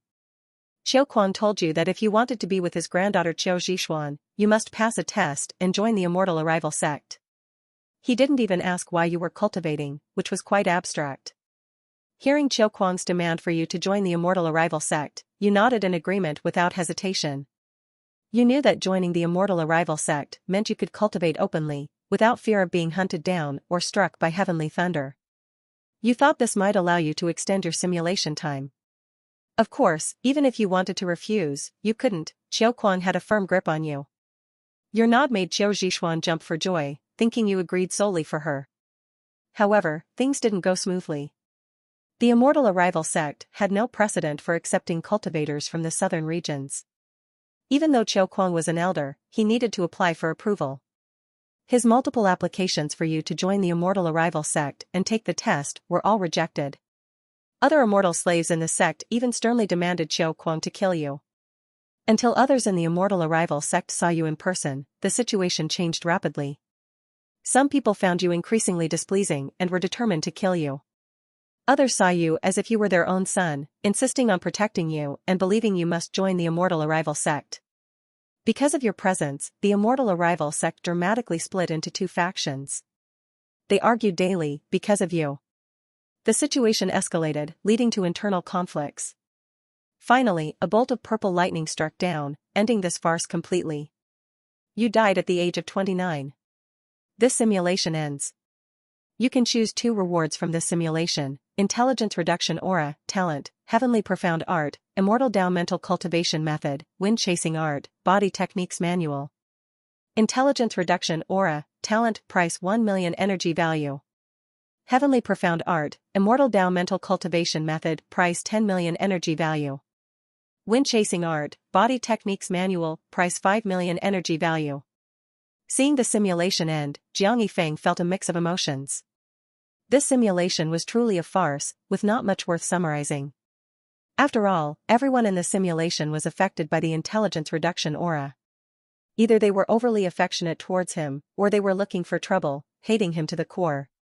The only useful information was that Qiu Zhishuan's grandfather had the simulation join the Immortal Arrival sect, and the location was the capital of the Great Abyssal Kingdom. Perhaps that's where the headquarters of the Immortal Arrival sect is. But for now, it doesn't matter to him. Jiang Yifeng directly looked at the simulation rewards. It had been a long time since he had seen such meager rewards, with only 3 options. This time, there wasn't even a cultivation reward. But Jiang Yifeng wasn't surprised. After all, he could tell from the simulation text. In this simulation, he was beset with troubles, probably with very little time to cultivate peacefully. The minimal improvement made it reasonable for no cultivation rewards to appear on the list. The only pleasant surprise was the wind-chasing art. It somewhat made up for his lack of combat techniques. There was no need to think about the rewards this time. The intelligence reduction aura, talent, was too dangerous, harming both others and himself. Jiang Yifeng felt he didn't have the protagonist's fate to handle it. So he directly made his choice: I choose the heavenly profound art and wind-chasing art. Ding! Congratulations, host, for obtaining the heavenly profound art, Immortal Tao Mental Cultivation Method, and wind-chasing art, Body Techniques Manual. Deducting 15 million energy value, remaining energy value, 1.12 billion. In an instant, 2 manuals appeared in Jiang Yifeng's hands. Looking at the heavenly profound art in his hand, Jiang Yifeng felt a bit emotional. This technique had finally been redeemed. It had appeared as a reward in every simulation since the 3rd one. Putting all the rewards into his storage ring, Jiang Yifeng calmed his mind and walked out of his room. It was another beautiful day, perfect for listening to music at a pleasure house. Well, I won't go to the Spring Blossom Pavilion today. Just finished a simulation, still a bit wary of Qiu Zhishuan, afraid of slipping up. Jiang Yifeng murmured to himself. Then he headed to another place to listen to music. He felt this wouldn't affect his persona too much. He could return to the Spring Blossom Pavilion in a couple of days. It's only natural to change tastes occasionally. A week passed in the blink of an eye, and the simulation count refreshed again. Jiang Yifeng returned to his room and silently said, "Start the simulation." Consuming 1 simulation count, remaining count, 0. Drawing a blue talent costs 100,000 energy value. Drawing a purple talent costs 1 million energy value. Please choose a draw. Draw a purple talent. Ding. Deducting 1 million energy value, drawing purple talent, remaining energy value, 1.12 billion. Congratulations, host, for obtaining the purple talent, Random Enlightenment. Random Enlightenment, while cultivating, you may occasionally enter a state of enlightenment. Note, in the state of enlightenment, cultivation speed is randomly increased by 2 to 10 times, thoughts are more active, making it easier to discover problems and break through bottlenecks. The 13th simulation begins. You realize you are already in the simulation. This time, you have an Immortal Tao Mental Cultivation Method, so you don't need to rush to the Heavenly Profound Temple ruins. But Green Hill City is crowded, and with the presence of immortal slaves, the fluctuations during your cultivation are easily noticed. So you decide to head to the Heavenly Profound Temple ruins in the Evergreen Mountain Range to cultivate. That night, you leave Green Hill City when the streets are empty. On the 3rd day, you arrive at the Heavenly Profound Temple ruins. Although you already have an Immortal Tao Mental Cultivation Method, you still bury the bones here and clean up the ruins. After that, you begin your cultivation. For this simulation's cultivation plan, you decide to temporarily set aside martial Tao. You focus on refining your golden core every day and spend 2 hours learning the wind-chasing art. In the first year, you don't know how much progress you've made in refining your golden core, as you still see no sign of the 10th pattern appearing. However, your body technique, wind-chasing art, has reached the entry level. Now, with the buff from the body technique, your running speed is nearly doubled compared to your normal state. Just the entry-level body technique has such a significant improvement. If cultivated to a higher level, the difference would be immense. This makes you realize the importance of combat techniques. You decide to quickly find other types of combat techniques in the future. The buff effect is just too significant. In the second year, despite your hard work, there are no obvious breakthroughs in any aspect. In the third year, Bairuoshue arrives. After a series of interrogations, she confirms that you are not an immortal slave. She has some appreciation for your talent but doesn't say much. 3 days later, Bairuoshue leaves, giving you a storage ring. You open the storage ring to find 100,000 spirit stones and a freshly written book titled Annotations on Cultivation Knowledge. These items are identical to those from the previous simulation, so you don't pay much attention to them. Not long after, you left the ruins of the Heavenly Profound Temple. This time, instead of heading to the Desert of Death, you found a secluded place to cultivate alone. In the 5th year, while practicing the wind-chasing art, you triggered a random enlightenment, increasing your cultivation speed by 8 times. The enlightenment not only sped up your cultivation but also made your thoughts more active. While practicing the wind-chasing art, you seemed to feel the rhythm of the wind. In that instant, your body techniques advanced from the entry level to the minor achievement level. This filled you with joy, as you felt you had discovered the essence of this technique. You believed that as long as you could clearly sense the rhythm of the wind, your body techniques would make significant progress. 10 days passed in the blink of an eye, and the state of enlightenment ended. Your body techniques improved greatly, but you were somewhat dissatisfied. Because that rhythm of the wind only appeared for a moment, and no matter how hard you tried afterward, you couldn't sense it again. In the 6th year, you focused on refining your golden core and practicing your body techniques, making slight progress. Several years passed in the blink of an eye. In the 13th year, you disguised yourself and secretly returned to Green Hill City. You didn't go home, but hid your identity and stayed in the shadows. This time, you wanted to use the Eye of Insight to confirm the identity and strength of the shadowy figure who attacked the Jiang family. Although you were almost certain it was an immortal slave, everything was still just your speculation. After all, this shadowy figure was the reason you were driven to work so hard, and you had some obsessions in your heart. Of course, besides that, you also wanted to see how your father, Jiang Fushan, managed to escape from this assassination attempt. This was a decision you made after careful consideration. In a previous simulation, you had already escaped from this person's grasp using the teleportation jade plate. It was just bad luck that you encountered another immortal slave that time. So you believed that as long as your luck wasn't too bad, escaping wouldn't be a problem. Moreover, this time you were prepared to observe from a distance and not show yourself, so you felt even safer. You hid in a small farmhouse a few streets away from the Jiang family mansion. 2 months later, you suddenly heard a loud noise. You saw a shadowy figure appear above the Jiang family mansion from a distance. At this moment, the Jiang family mansion had already collapsed. You quickly used the Eye of Insight to check the person's information. No surprise, it was an immortal slave from the Immortal Arrival sect, named Yangzue, at the 9th level of core formation. This strength was much lower than you had imagined. However, this was understandable. Previously, without any cultivation, seeing someone destroy the Jiang family mansion with a single palm strike naturally made you think this person was very strong. But now it was different. With your perfect foundation establishment, you could also destroy several houses with full power. After confirming this person's strength, you couldn't help but smile. You thought to yourself that soon, this person would no longer be a threat to you. This made you feel much better. While you were checking Yang's information, another situation occurred above the Jiang family mansion. You saw your father, Jiang Fushan, flying in from a distance. Behind your father were several cultivators. After these people appeared, one of them swung a sword, and the shadowy figure named Yangzue instantly perished. Then, you saw your father, Jiang Fushan, organizing the remaining members of the Jiang family to start moving. The cultivators were vigilantly guarding the surroundings. In reality, Jiang Yifeng sighed at this point. His speculation about his father was wrong. Previously, he had reasoned that there were only 2 simulations where he stayed in Green Hill City. But in both simulations, by the 12th year, his father made different decisions. In one, when he was still a playboy, his father let him stay at the Jiang family mansion. In the other, when he had some martial Dao skills, his father told him to flee. Initially, Jiang Yifeng thought that his father knew about the danger, so he told him to run when he had martial Dao skills. This seemed correct now.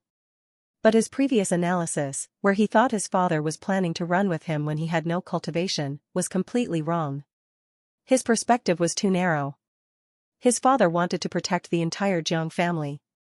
He had brought so many cultivators to ensure the safety of the Jiang family members. But judging by the simulation, it seemed he was still a bit late. The Jiang family still collapsed, and many people were killed or injured. But reality won't be like this. There's still me and the simulator. Jiang Yifeng chuckled and continued to look at the simulator. You were stunned by the current situation. This was completely contrary to your previous speculation. You originally thought that in the 13th year, the shadowy figure would destroy the Jiang family, and your father would start fleeing. But it turned out that your father returned with a large group of cultivators and forcefully killed the shadowy figure. Now, it seemed your father was organizing the Jiang family members to evacuate. After a brief moment of shock, you quickly activated the Eye of Insight to check the strength of these cultivators. After seeing the information of these local cultivators, your first reaction was, how is this possible? Among these people, several had reached the tribulation crossing stage. Of course, this wasn't the key point, it only indicated that they had good talent. The key point was that these people were already over 1,000 years old. In a previous simulation, Bai Ruoxue had told you that heavenly thunder descended every few decades. Could these people also be immortal slaves, from the immortal arrival sect? Impossible, the Eye of Insight didn't show that. The information about the shadowy figure Yang Zhe clearly indicated his affiliation with the immortal arrival sect. But how did these cultivators survive? This left you very puzzled. If it were just a tribulation crossing stage cultivator in their hundreds, you might think they started cultivating late and had good talent. But a tribulation crossing stage cultivator over 1,000 years old must have experienced the heavenly thunder tribulation. Could it be that the heavenly thunder isn't necessarily fatal? You had a question in your heart, which shattered your previous plans. Originally, you planned to confirm the identity and level of the shadowy figure and then cultivate alone. Now it seemed you needed to interact with these people, perhaps you could gain something different. After making your decision, you walked towards the Jiang family mansion. As soon as you approached, the vigilant cultivators stopped you, not allowing you to get closer. Helpless, you had to shout for your father, Jiang Fushan. Upon hearing your voice, your father appeared in front of you shortly after. His eyes were red as he looked at you, as if he had 1,000 words to say, but in the end, he only said one sentence, "It's good that you're back." You suddenly feel a bit melancholic. When you left, you only left behind a letter, and then disappeared for over a decade. You know how much this hurt your father. However, you quickly adjusted your emotions. This is something unavoidable, after all, in this simulation, if you're not ruthless and diligent, reality will only bring more tragedies. In the blink of an eye, several days passed. You followed your father, Jiang Fushan, and a group of cultivators as you evacuated Green Hill City. You arrived at a place called Spine Mountain. Here, there was no sign of human habitation, and you could even feel that the spiritual energy in the air was quite thin. But after entering the mountain, you saw many local cultivators and some of their families. The Jiang family also settled down here. Not long after you arrived, your identity as a cultivator was seen through by an old man in the 7th stage of tribulation crossing. He directly saw through the breath-concealing talisman you were carrying. You weren't surprised by this, after all, Bai Ruoxue, who had crafted the breath-concealing talisman, was also in the tribulation crossing stage. It was normal for it to be seen through by another expert of the same stage. When your father found out you were also a cultivator, he was overjoyed and handed over all his resources to you. But looking at the pitiful few thousand spirit stones, and thinking about how Bai Ruoxue had casually given you 100,000 spirit stones, you suddenly felt the destitution of the local cultivators. You didn't accept your father's spirit stones. Instead, you asked him many questions about the local cultivators. However, your father had only recently come into contact with cultivation and didn't know much. He only said that the world was vast, and this place was a sealed land. There was an organization called the Immortal Arrival Sect that hunted ordinary cultivators. The cultivators here were all saved by Oldly, and everyone huddled together for warmth. You knew who your father was referring to as Oldly. It was the old man who had seen through your identity as a cultivator. So, you often hung around Oldly, asking him various questions. Oldly was very forthcoming and told you many things. This answered many of your doubts. For example, spirit stones. According to Oldly, in the southern regions, spirit stones were basically controlled by the Immortal Arrival Sect. These cultivators obtained their spirit stones by risking their lives to either steal or rob from the Immortal Arrival Sect's mines. You also asked him how to avoid heavenly thunder. Oldly smiled bitterly and said that people like them had no way to avoid heavenly thunder, they were just relying on the legacies of their ancestors. He told you that although the southern regions were small, over countless years, there had been several extraordinarily talented individuals. The most remarkable among them were Mo Jingtian and Lu Wuya. He told you that Mo Jingtian was the one who, millions of years ago, withstood the heavenly thunder and broke open the sealed land. Most people only remember him, but they don't know that there was also a formation genius, Lu Wuya, who was with him. According to the tales passed down by the elders, it was because of their combined efforts that the sealing formation was torn open in several places. Unfortunately, the formation genius Lu Wuya didn't have enough strength to escape safely. Perhaps Lu Wuya had already anticipated his death and left behind a formation in the southern regions that could avoid heavenly thunder.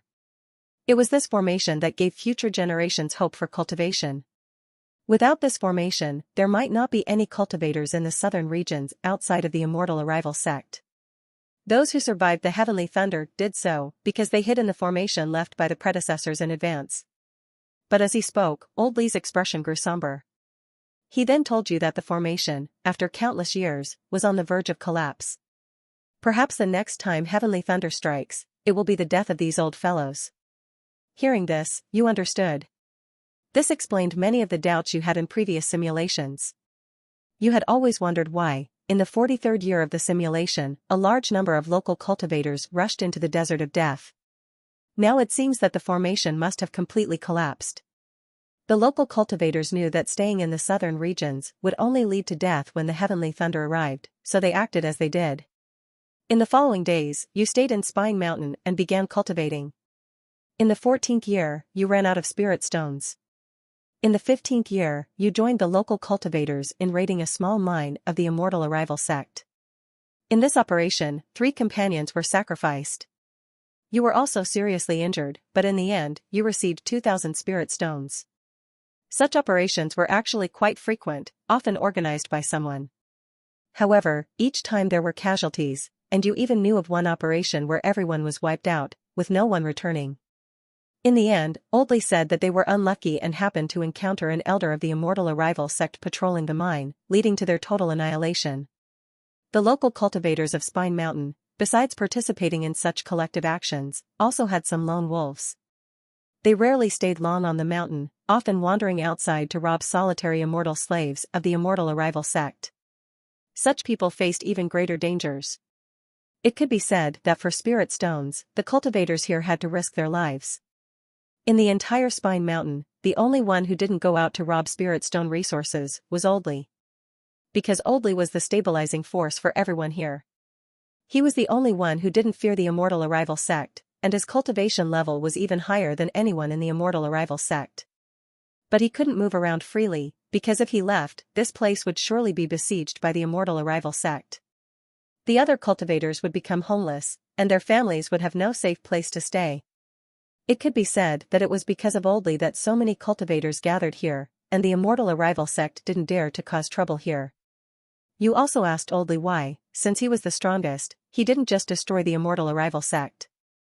His answer was that if he destroyed this batch, the next batch of people from the Immortal Arrival Sect would only be stronger.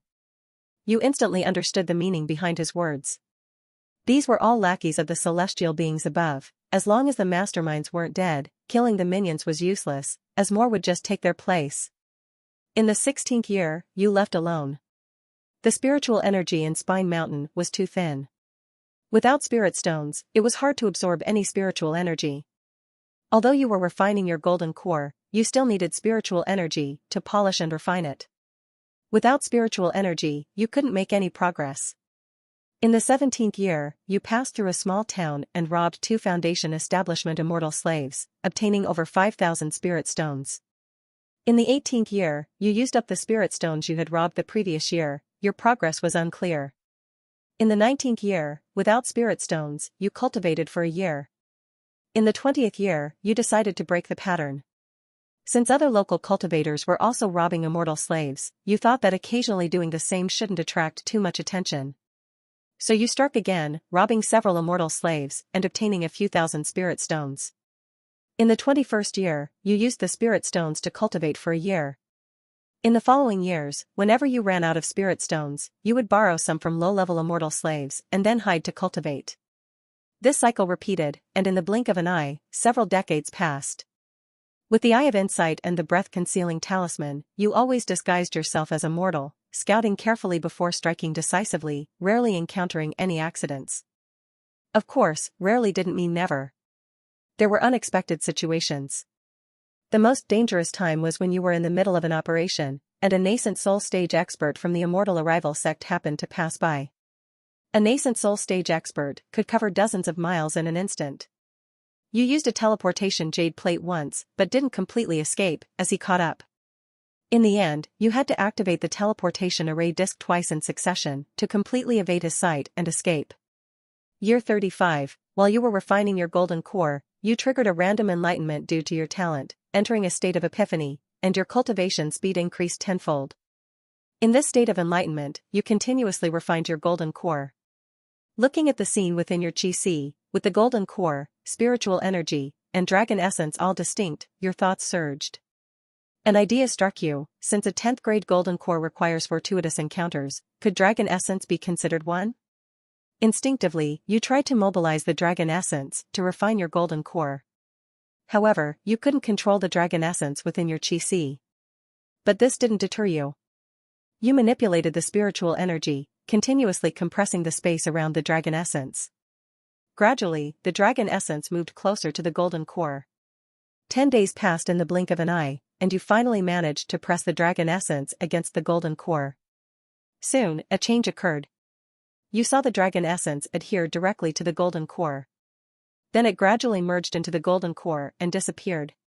In the end, you saw a faint dragon pattern appear on the golden core. At this moment, your state of enlightenment ended. Looking at the emerging 10th pattern on the golden core, you were overjoyed.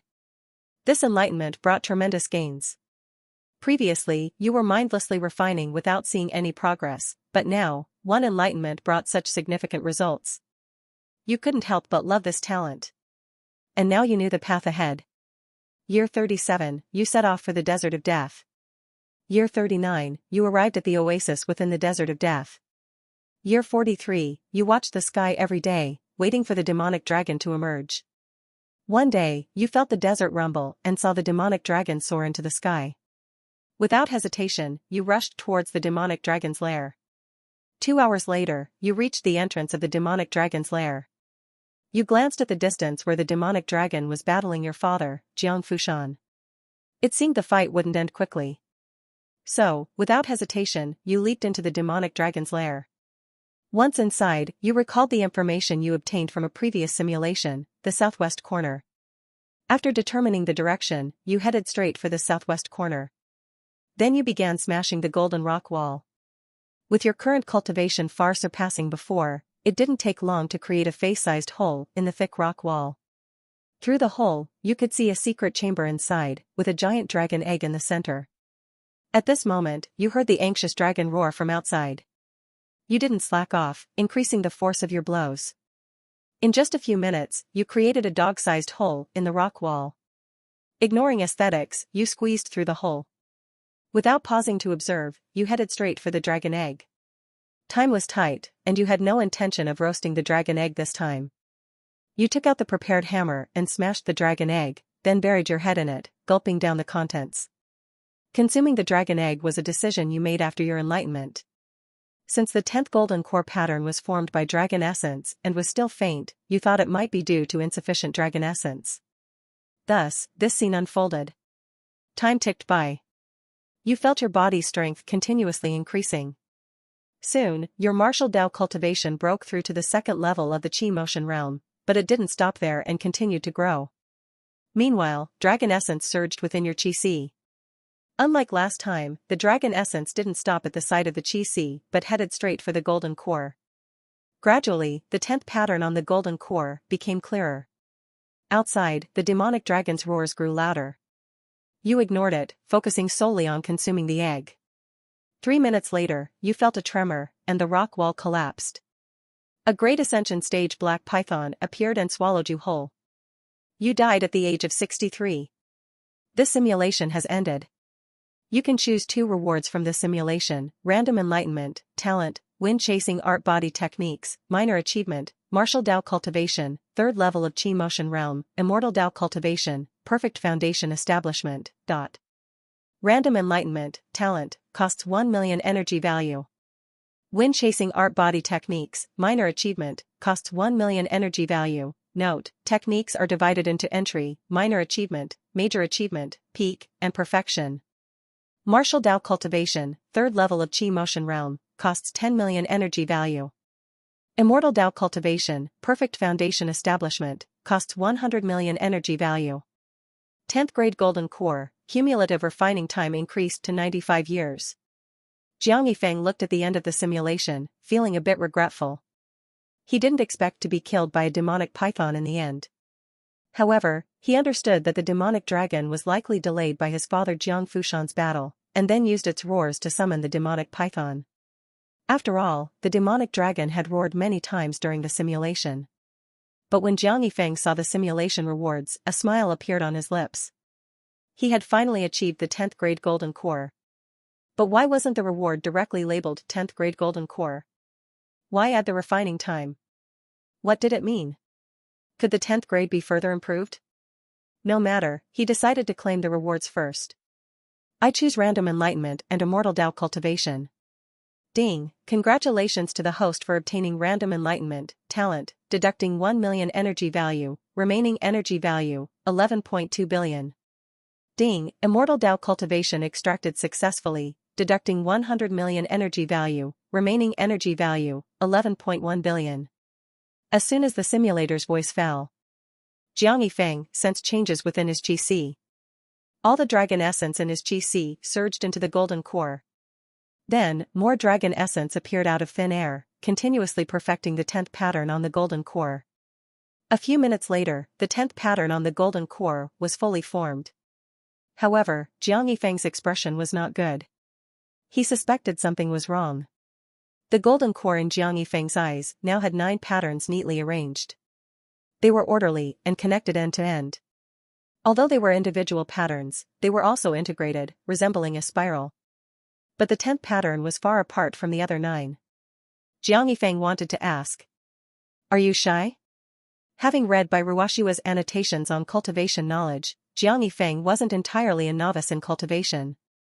He knew that the patterns on the golden core needed to be integrated to be effective. Because breaking through the core formation stage required connecting the spiritual energy bridge to the patterns on the golden core. Each time spiritual energy was absorbed, it would pass through these patterns before entering the Qi Si. These patterns were like a special circuit. If they weren't connected, the quality of the refined golden core would be meaningless. In his current state, although it was called a 10th grade golden core, it was effectively still a 9th grade. At this moment, Jiang Yifeng finally understood why the simulator's reward included the cumulative refining time. He muttered bitterly, "Well, if I refine an 11th grade golden core, the future potential will be higher. Who has seen that before?" Jiang Yifeng knew how to console himself. But on second thought, if he could use a new golden core pattern to connect the separated patterns, it might indeed be a great thing. Time flew by, and a week passed in the blink of an eye.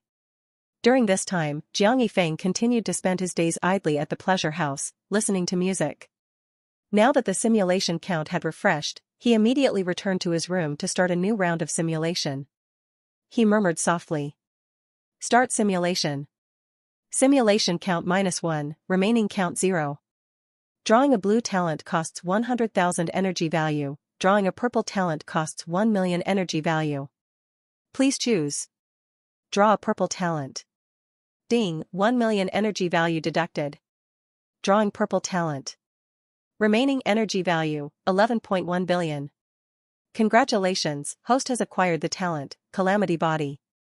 Calamity Body, people or objects around you will always suffer from unforeseen disasters, but your vitality is tenacious and your cultivation speed is doubled. After reading the talent he drew, Jiang Yifeng found it hard to evaluate. Good?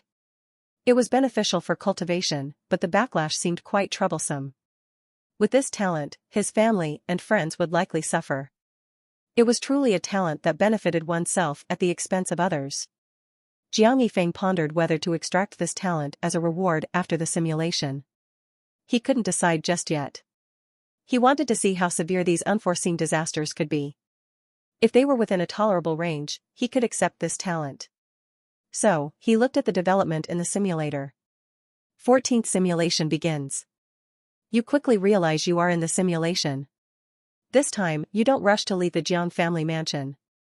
You want to see how severe the after-effects of the Calamity Body are. On the first day, your maid Little Peach brings you hot water for washing. She trips over the threshold and gets scalded by the hot water. On the second day, a patrol of guards passes by your courtyard. The wall of your courtyard suddenly collapses, injuring 3 guards. On the third day, the steward Jiang Dafu comes with people to repair the courtyard wall. The wall collapses again, and Jiang Dafu gets a head injury. On the fourth day, you hear that a batch of goods from the Jiang clan firm has issues, and they are selling off shops on a large scale to raise funds for compensation. On the fifth day, a poisonous snake sneaks into your father's room while he sleeps, biting him and causing him to fall into a coma from the poison. On the sixth day, you no longer dare to test it. The danger of the Calamity Body is more terrifying than you imagined. That night, you sneak into your father's room and use spiritual energy to clear the snake venom. Then you leave Green Hill City under the cover of night. You worry that if you stay any longer, your talent's after-effects will ruin your entire family. On the 8th day, you arrive at the ruins of the Heavenly Profound Temple. On the 9th day, you clean up the place as usual, burying all the bones in the ruins. Then you begin to cultivate alone. In the first year, you exhaust over 20,000 spirit stones. This is partly because your higher cultivation level allows you to absorb spirit stones faster, and partly because the Calamity Body talent enhances your cultivation speed, so you consume more resources. Of course, the effect of tempering your golden core this year is definitely stronger than before. Besides the change in cultivation speed, it's worth mentioning that this year, you no longer need to go out hunting for food. Because after each cultivation session, you can find some injured animals nearby. For example, rabbits that ran into trees, birds with broken wings, or beasts crushed by falling trees. You know these animals are affected by your Calamity Body. They probably got too close to you and suffered some unforeseen disaster. So you can only wipe your mouth and put them on the grill, making their lives more flavorful. In the second year, without spirit stones, your cultivation efficiency slows down. Still, many animals suffer from unforeseen disasters this year. Besides animals and plants, you notice other things around you seem to change as well. You feel the flowers, grass, and trees around you seem to wither. You can only apologize in your heart and continue cultivating. In the third year, the area around the ruins of the Heavenly Profound Temple is devoid of life. Everywhere is yellowing weeds, even the towering trees have withered, many inexplicably broken in half. You look at the situation, feeling bitter. You know Bai Ruoxue, the ATM, will arrive soon. If she sees this place like this, will you still be able to get any benefits from her? You are unsure, so you try to clean up the yellowing weeds and broken trees. One day, Bai Ruoxue suddenly arrives. You are still busy cleaning the withered and broken towering trees, not noticing her arrival. Bai Ruoxue sees you but doesn't pay much attention. She looks more at the surrounding environment, her expression sorrowful. She remembers sneaking here when her senior brother was still around. Back then, this place was lush and green, surrounded by towering trees. But now, it's lifeless. Bai Ruoxue doesn't know this is all caused by your Calamity Body. She thinks it's all due to heavenly thunder. After a brief moment of sorrow, Bai Ruoxue grabs you and asks your identity. You answer truthfully. Finally, Bai Ruoxue examines you inside and out. When she examines your golden core, she looks at you as if she's seen a ghost, her expression incredulous. Bai Ruoxue feels your current situation challenges her understanding. She wants to ask you, a 10-grade golden core, with unconnected patterns, who taught you to cultivate like this? But despite her doubts, Bairuwashiwa's eyes show excitement. She is almost certain you are not from the immortal arrival sect. And she has already seen through your bone age of 20. At such an age, you have a 10-grade golden core. Although it's cultivated wrong, if you can be saved, you might break history and become the unique 11-grade golden core. In Bairuwashiwa's eyes, you are now an unpolished gem. She secretly decides to support you and help you grow quickly. If you can achieve an 11-grade golden core, once you grow, she believes you might surpass Mo Jingtian, who broke this sealed land millions of years ago. Then, to escape this sealed land, you will surely confront the immortals in the sky. In this way, her senior brother's revenge might be avenged. Bairuwashiwa is already lost in her own thoughts. But soon, Bairuwashiwa's face darkens, and she throws you aside. Bairuwashiwa discovered your calamity physique during her investigation. She was terrified, as the calamity physique was a legendary constitution. According to records, wherever a calamity physique appeared, disaster would follow. The only one unaffected by this constitution was the person who possessed it. Anyone or anything else that came near would meet a tragic end. She was contemplating whether to kill you. But she quickly shook her head, knowing she couldn't afford to provoke you.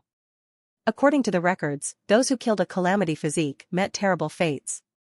In an instant, Bairuwashiwa disappeared, choosing to leave. You were puzzled, not understanding what had happened. Usually, she would stay for 3 days, but this time she left in less than an hour. Of course, you were more concerned about why she didn't leave you any spirit stones this time. You muttered under your breath, so stingy.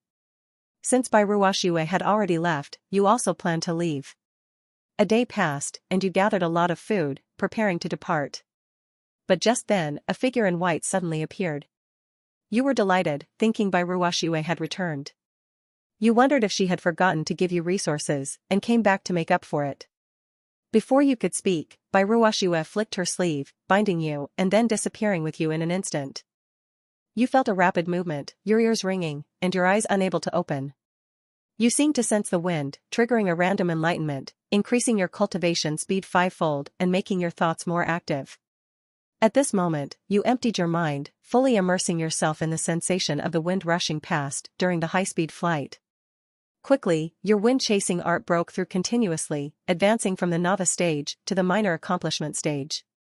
Bairuwashiwa noticed your changes. She looked at you with a complex expression, sighing inwardly, he's enlightened. If only he didn't have the calamity physique, what a talent he would be. Half a day later, the sensation of rapid movement disappeared, and your state of enlightenment ended. You sighed inwardly, feeling it was a pity. This enlightenment was clearly more effective than previous simulations. You realized that the environment was also an important factor in cultivation. If it had lasted longer, you might have made more progress. But such opportunities were rare, requiring both high-speed flight and the triggering of random enlightenment. You stopped thinking about enlightenment and slowly opened your eyes, wanting to see what Bairuwashiwa was up to. Where had she taken you? But when you opened your eyes, Bairuwashiwa was nowhere to be seen. You looked around and found a storage ring. You understood that Bairuwashiwa had truly left this time. Excited, you opened the storage ring, but your joy quickly faded. You found no spirit stones inside, only some food. You were puzzled, not understanding Bairuwashiwa's intentions. 2 hours later, you looked up at the sky and understood Bairuwashiwa's purpose. You realized you were trapped. No matter how you walked, you always returned to the same spot after 2 hours. You knew it must be a formation, trapping you. You smiled bitterly, thinking Bairuwashiwa left you so much food to prevent you from starving. Locking you up and giving you ample food, what was she planning? You cursed Bairuwashiwa and her entire family in your heart. For the next half-month, you searched for a way out but made no progress. Eventually, you gave up, deciding to settle down and cultivate here. After all, cultivation was the same anywhere, you just lacked spirit stones, so your progress would be slower. By the 4th year, you had completely stabilized your mindset, fully dedicating yourself to cultivation. In the 5th year, you made some progress in your body techniques. In the 6th year, you heard a cracking sound, and the formation trapping you inexplicably shattered. You were overjoyed, shouting, "Calamity physique is awesome." But as you prepared to leave, another unexpected event occurred. You found another formation outside the first one. You cursed Bai Ruoxue again in your heart. By now, you had some guesses. You figured Bai Ruoxue must have seen through your constitution. So she trapped you here, isolating you from the world to prevent you from harming others. You could only say she was a good person, but you felt it was unfair to you. In the 7th year, you calmed your restless mind and focused on cultivation. In the 9th year, while cultivating, you seemed to hear a phoenix's cry, thinking it was an illusion and not paying much attention. In the 10th year, the second formation trapping you began to crack. But by then, you had figured it out. You thought that if Bai Ruoxue wanted to trap you, she must know the power of the calamity physique. So, you assumed there were many more formations waiting for you outside this one. You remained unmoved, continuing to cultivate diligently. Years passed in the blink of an eye. In the 20th year, you heard the phoenix's cry again, this time confirming it wasn't an illusion. The sound seemed pained. You were curious about where Bai Ruoxue had taken you and why you could hear a phoenix's cry. In the 23rd year, while refining your golden core, you triggered a random enlightenment, increasing your cultivation efficiency 7-fold. This enlightenment lasted for half a year, significantly improving your golden core refinement efficiency. In the 26th year, you heard the sorrowful cry of the phoenix again. In the 30th year, you heard the phoenix's cry once more, sounding even more tragic. In the following years, you heard the phoenix's cry more frequently. Sometimes, you heard it several times in a single year. By the 43rd year, you suddenly saw many cultivators in the sky. You were puzzled, remembering that this year, the local cultivators should be heading to the Desert of Death to fight the demonic dragon, trying to break out of the sealed southern regions. Could this be the Desert of Death? But it didn't seem right. Even if you hadn't been to the Desert of Death in previous simulations, a desert should look like a desert. Even if the environment had been altered by the formation, now that you could see cultivators, the formation should have completely disappeared. So, what you saw must be real. But you saw no signs of a desert. As you pondered, a phoenix's cry echoed, "Een." You saw a huge, bald chicken appear in the sky. At this moment, you see a figure in a green robe appear, engaging in battle with that strange bird. You are even more bewildered. Isn't that green-robed figure your father, Jiang Fushan? What's going on? How did everything suddenly change? In the 43rd year, wasn't father supposed to be fighting the demonic dragon? How did it turn into a battle with a phoenix that looks like a grass chicken? You start to suspect that you might have entered an illusion. Soon, an old man appears before you. Using your eye of insight, you discover that he is Oldly, the one who answered many of your questions in the last simulation. He sees through your identity as a cultivator. He tells you to quickly escape with everyone else. You inquire about the current situation. He explains that ahead is the Valley of Flames, but for some unknown reason, the flames here began to gradually extinguish decades ago. Upon receiving this news, they realized that something must have happened to the fierce beast guarding this place. This time, due to certain reasons, they had to flee the southern regions and chose this place as their breakthrough point. After hearing Oldly's explanation, you can't help but twitch your lips. You feel incredibly lucky to have been cultivating in front of the Valley of Flames for decades. As for the extinguished flames, you suspect it has something to do with your calamity physique. After all, over the years, you were probably the only one trapped in this wretched place. At this moment, you feel a sense of realization. Perhaps Bai Ruoxue did this on purpose. Maybe she intended to use your calamity physique to deal with this fierce beast. As for the reason, you have no idea. It could be a personal grudge, or simply to vent her anger. After all, you know Bai Ruoxue harbors resentment towards the immortal arrival sect and even the immortals in the heavens, so she must also despise these guardian beasts. She doesn't dare to take action directly, so using your calamity physique to disgust these beasts seems plausible. Knowing the general situation, you don't flee with Oldly, but let him go first. You are aware of the terrifying extent of your calamity physique.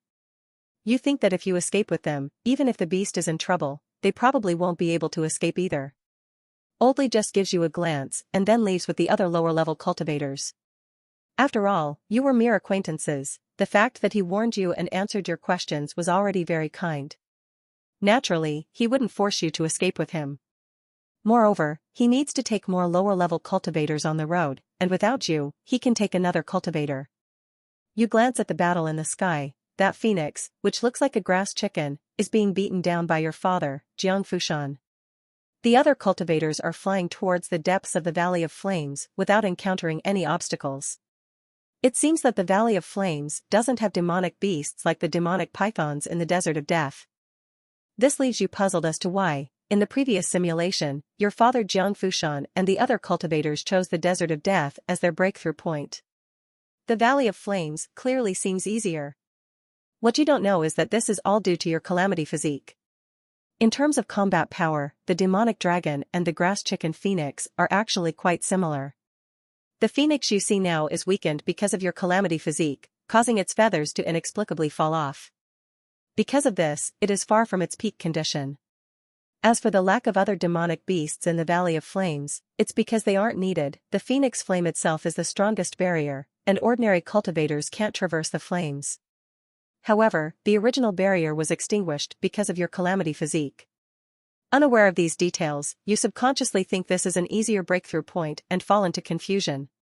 You don't think too much about it. This is a rare opportunity, and you decide to see if you can escape the southern regions. If you can truly get out, the simulation time will surely be extended significantly. You head towards the depths of the Valley of Flames, encountering no danger along the way. Half a day later, you hear the long cry of the phoenix, and that grass chicken phoenix falls. Shortly after, you feel someone grab you. Turning your head, you see it's your father, Jiang Fushan. He is heavily injured. Using your eye of insight, you can see that your father Jiang Fushan's cultivation level has even dropped to the 7th layer of tribulation. Earlier, when he was fighting the fierce beast, you checked and saw he was at the peak of the 8th layer of tribulation.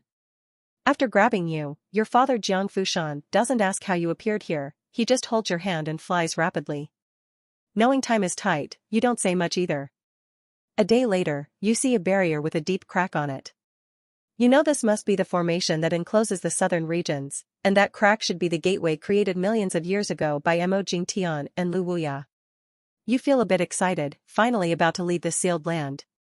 Boom, boom, the sound of heavenly thunder suddenly rings out. Your father Jiang Fushan smiles at you and throws you towards the crack. Then you see him ascend, heading towards the heavenly thunder. Tears stream down your face, you understand he is intercepting the heavenly thunder to protect you. When you land, you find yourself in a strange environment. You know this is already outside the southern regions. You wait there for half a day, but when your father Jiang Fushan doesn't come out, you know the situation is grim. So you leave quickly, not staying there any longer. This is just outside the formation, you're not sure if it's completely safe. In the 45th year, it's been nearly 2 years since you escaped the southern regions. During this time, you've been on the road. You want to see what the outside world is like, but for 2 whole years, you haven't seen any signs of human habitation. In the 48th year, you finally come across a small village. You enter the village and ask around, wanting to know where you are. Unfortunately, this is just an ordinary village, the villagers are not very knowledgeable, and most have never left the village. Only a well-traveled old village chief tells you that this place is called the Great Wilderness. As for what the Great Wilderness is, and where it is in the 9 mystic realm, the old village chief doesn't know. He only says that the name Great Wilderness was passed down from the previous village chief. After staying in the village for a day, you bid farewell and leave. After a long journey, you originally wanted to stay in the village for a couple more days. But your calamity physique is truly terrifying. In just 1 day, many poultry in the village died, and a few villagers were inexplicably injured. You couldn't bear to see such a simple village suffer, because of your talent. Year 49, you encountered a large tribe and learned from them that the Great Wilderness is a desert connecting several major regions. Its area is even comparable to the total of all the major regions combined. You learned from this tribe that leaving the Great Wilderness to reach other regions is not something that can be accomplished in a short time. So, you stopped your journey, chose a secluded spot, and built a residence to focus on your cultivation. You thought that since it would take too much time, you might as well give up for now. After all, improving your strength is the most important thing. You didn't want to waste the simulation time you earned by escaping from the southern regions. Year 50, you worked hard on your cultivation and made some progress. Year 60, you continued to cultivate diligently. Year 70, after decades of persistence, your wind-chasing art finally reached the great accomplishment stage. At this point, when you activated the wind-chasing art, you moved like the wind, your speed increasing several times. Year 100, while refining your golden core, you triggered a random enlightenment, increasing your cultivation speed tenfold and making your thoughts more active. This enlightenment lasted for half a year.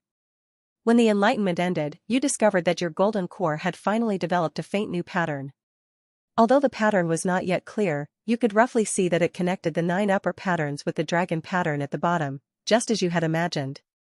This made you extremely excited. With a clear hope in sight, you became even more motivated and diligent in your cultivation. Year 120, you noticed that the 11 patterns on your golden core were completely connected, although the newly appeared pattern was still not very clear. Year 138, your 11th-grade golden core was fully formed. Now you only needed to use spiritual energy to build a bridge between heaven and earth, connecting your meridians with the golden core, to break through to the core formation stage. You would be the first ever to reach the core formation stage with an 11th-grade golden core. Thinking of this, you laughed out loud. Who else can compare? You prepared to make a breakthrough in one go to the core formation stage. You began to continuously absorb spiritual energy, preparing to build the bridge between heaven and earth. As you built the bridge, various phenomena started to appear in the sky. High above you, several elders in the tribulation crossing stage saw the phenomena and their expressions changed. They knew you were preparing to break through, and the commotion clearly indicated that you had refined a high-quality golden core. One of the elders in the tribulation crossing stage sighed and said to the others, "I'll take care of it." Not long after, as you were building the bridge to break through, you saw a giant seal descending from the sky, aiming to crush you. You didn't know what was happening, but you knew someone was attacking you. You didn't have time to think and immediately activated the teleportation jade plate to escape, but this time the teleportation failed. After activating the teleportation jade plate, you weren't teleported away, as if the surrounding space had been sealed. Your feeling was correct. This attack was not a coincidence, but a premeditated assault, with the area around you already sealed off. You didn't know that during your nearly 100 years of cultivation here, the calamities caused by your calamity physique had brought great disasters to the surrounding thousands of miles. This situation had long been reported to the Wildlands sect in the Great Wilderness. You had been under the surveillance of the Wildlands sect for a long time, with all your actions monitored. If not for the ancient texts recording that those who killed someone with the calamity physique would meet a bad end, the people of the Wildlands sect would have acted long ago, and you wouldn't have survived. But now, your breakthrough attempt made the elder feel that he couldn't wait any longer. The higher the cultivation level of the calamity physique, the greater the range of its disaster effects. As a righteous sect, the Wildlands sect couldn't allow the calamity physique to grow, or the entire 9 mystic realm would suffer. In an instant, the giant seal descended. Even though you had the calamity physique and were resilient, you had no hope of surviving an attack from the tribulation crossing stage. You died at the age of 158. This simulation has ended. You can choose 2 rewards from this simulation: calamity physique, talent, wind chasing art, great accomplishment, cultivation level, perfect foundation establishment. Calamity physique, talent, price 1 million energy value. Wind chasing art, great accomplishment, price 20 million energy value. Cultivation level, perfect foundation establishment, price 100 million energy value. Note, includes 11th-grade golden core. What a pity. Jiang Yifeng sighed inwardly. This simulation had actually lasted quite long. But Jiang Yifeng knew it could have lasted even longer if not for the calamity physique. He was eliminated by those righteous cultivators. This made Jiang Yifeng quite frustrated. He hadn't done anything evil, it was all because of his talent. Why did they have to kill him? Of course, he was just venting. He knew how detestable this talent was. But looking at the rewards from this simulation, Jiang Yifeng couldn't help but smile. An 11th-grade golden core. Although he hadn't broken through to the core formation stage, there was still time for that next time. The hardest part was over. Jiang Yifeng roughly calculated that just refining the golden core had taken him 3 or 4 simulation attempts. The total time spent had already exceeded 200 years. He had experienced enlightenment, used spirit stones to accelerate, and had some fortuitous encounters. Considering all this, it was no wonder that someone who could refine a 10th-grade golden core during the foundation establishment stage only appeared once in millions of years. After all, the lifespan during the foundation establishment stage was only 300 years, and one had to subtract the time spent in early cultivation and reserve the golden period for breaking through to higher realms.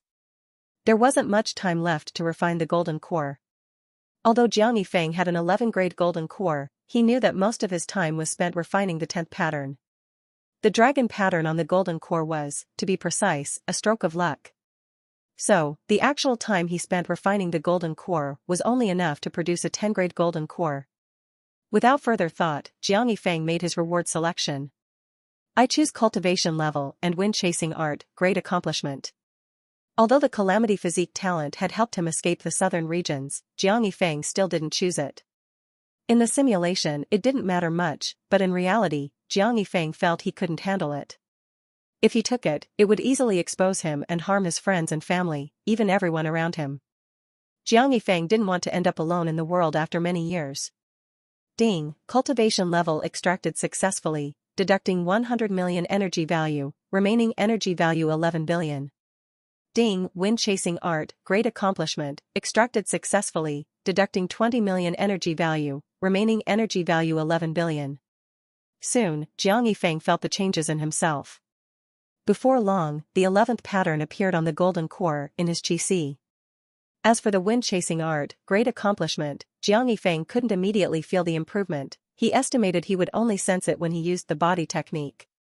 With everything done, Jiang Yifeng saw that it was already bright outside.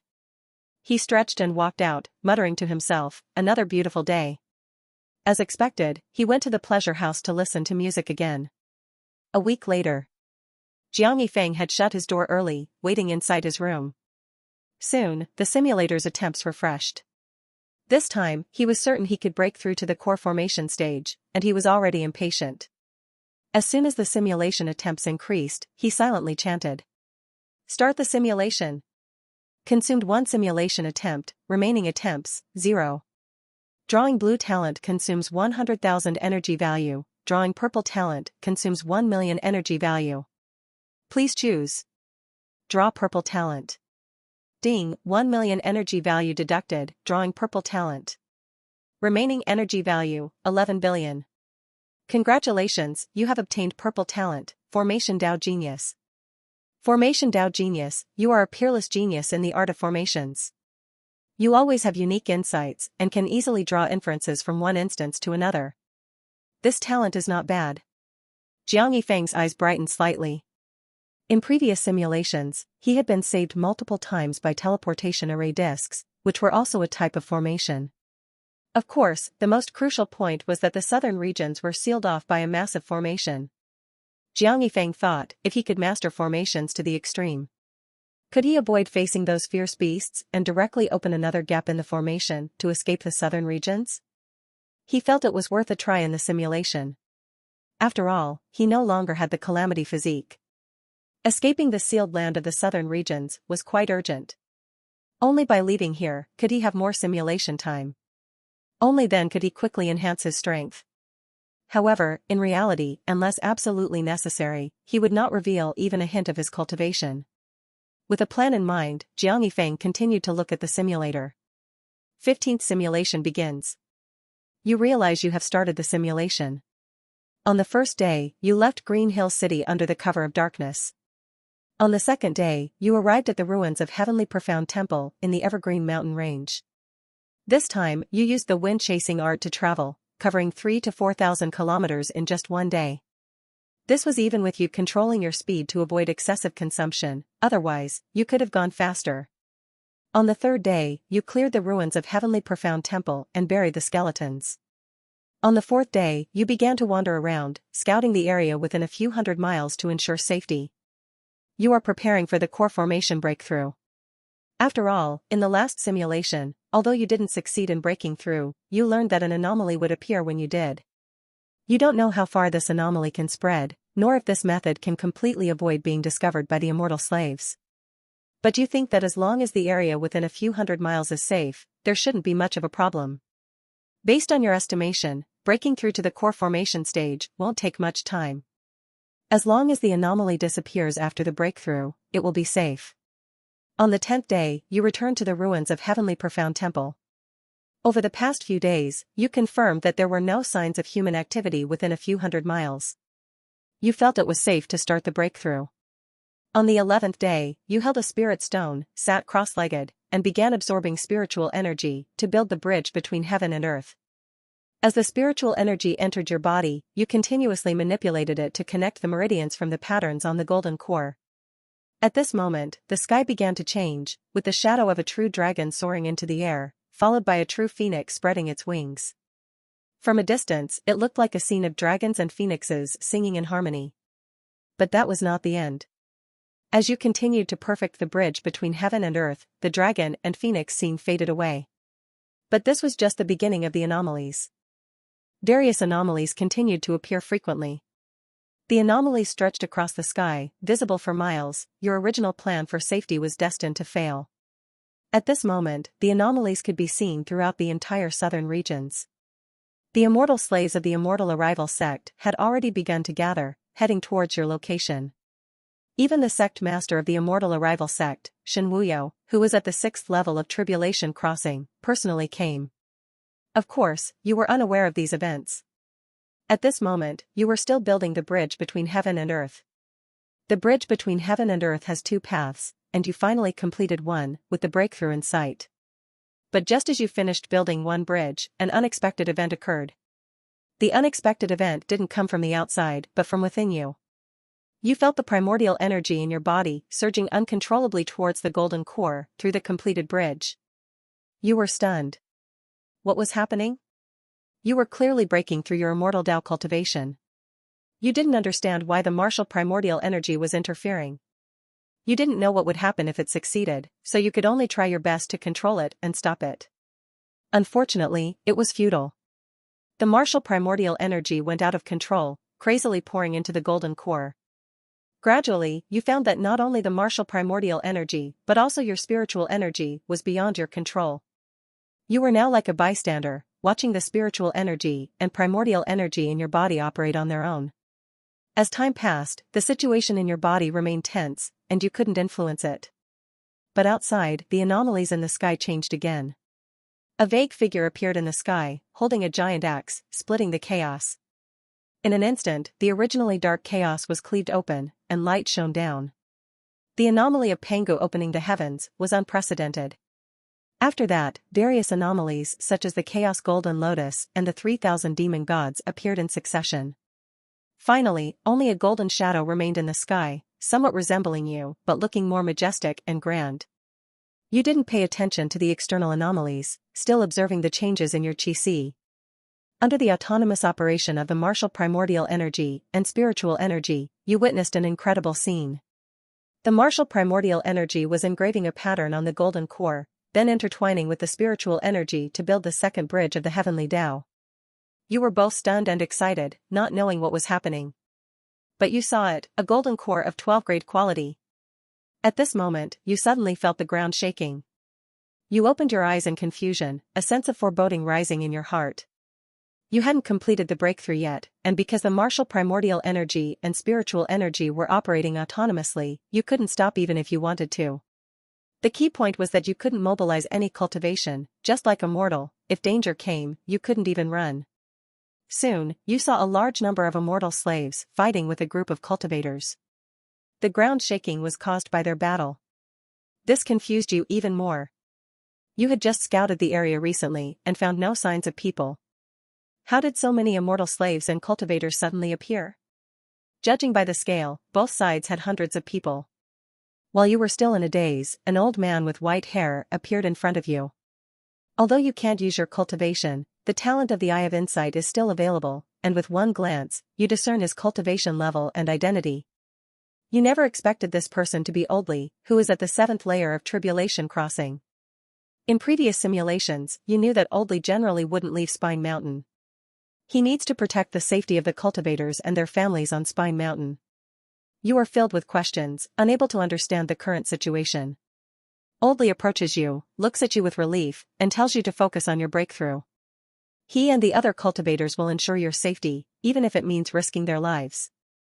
After saying this, Oldly performs a few hand seals, and a transparent light shield appears around you.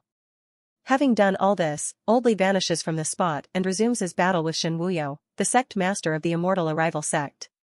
After Oldley leaves, several cultivators arrive by your side, vigilantly guarding the surroundings. Watching all this, your mind is filled with thoughts. Why does it seem like Oldley and the others are here specifically to protect you? You feel utterly confused. But since Oldley has given his assurance, you feel that your safety shouldn't be a major issue.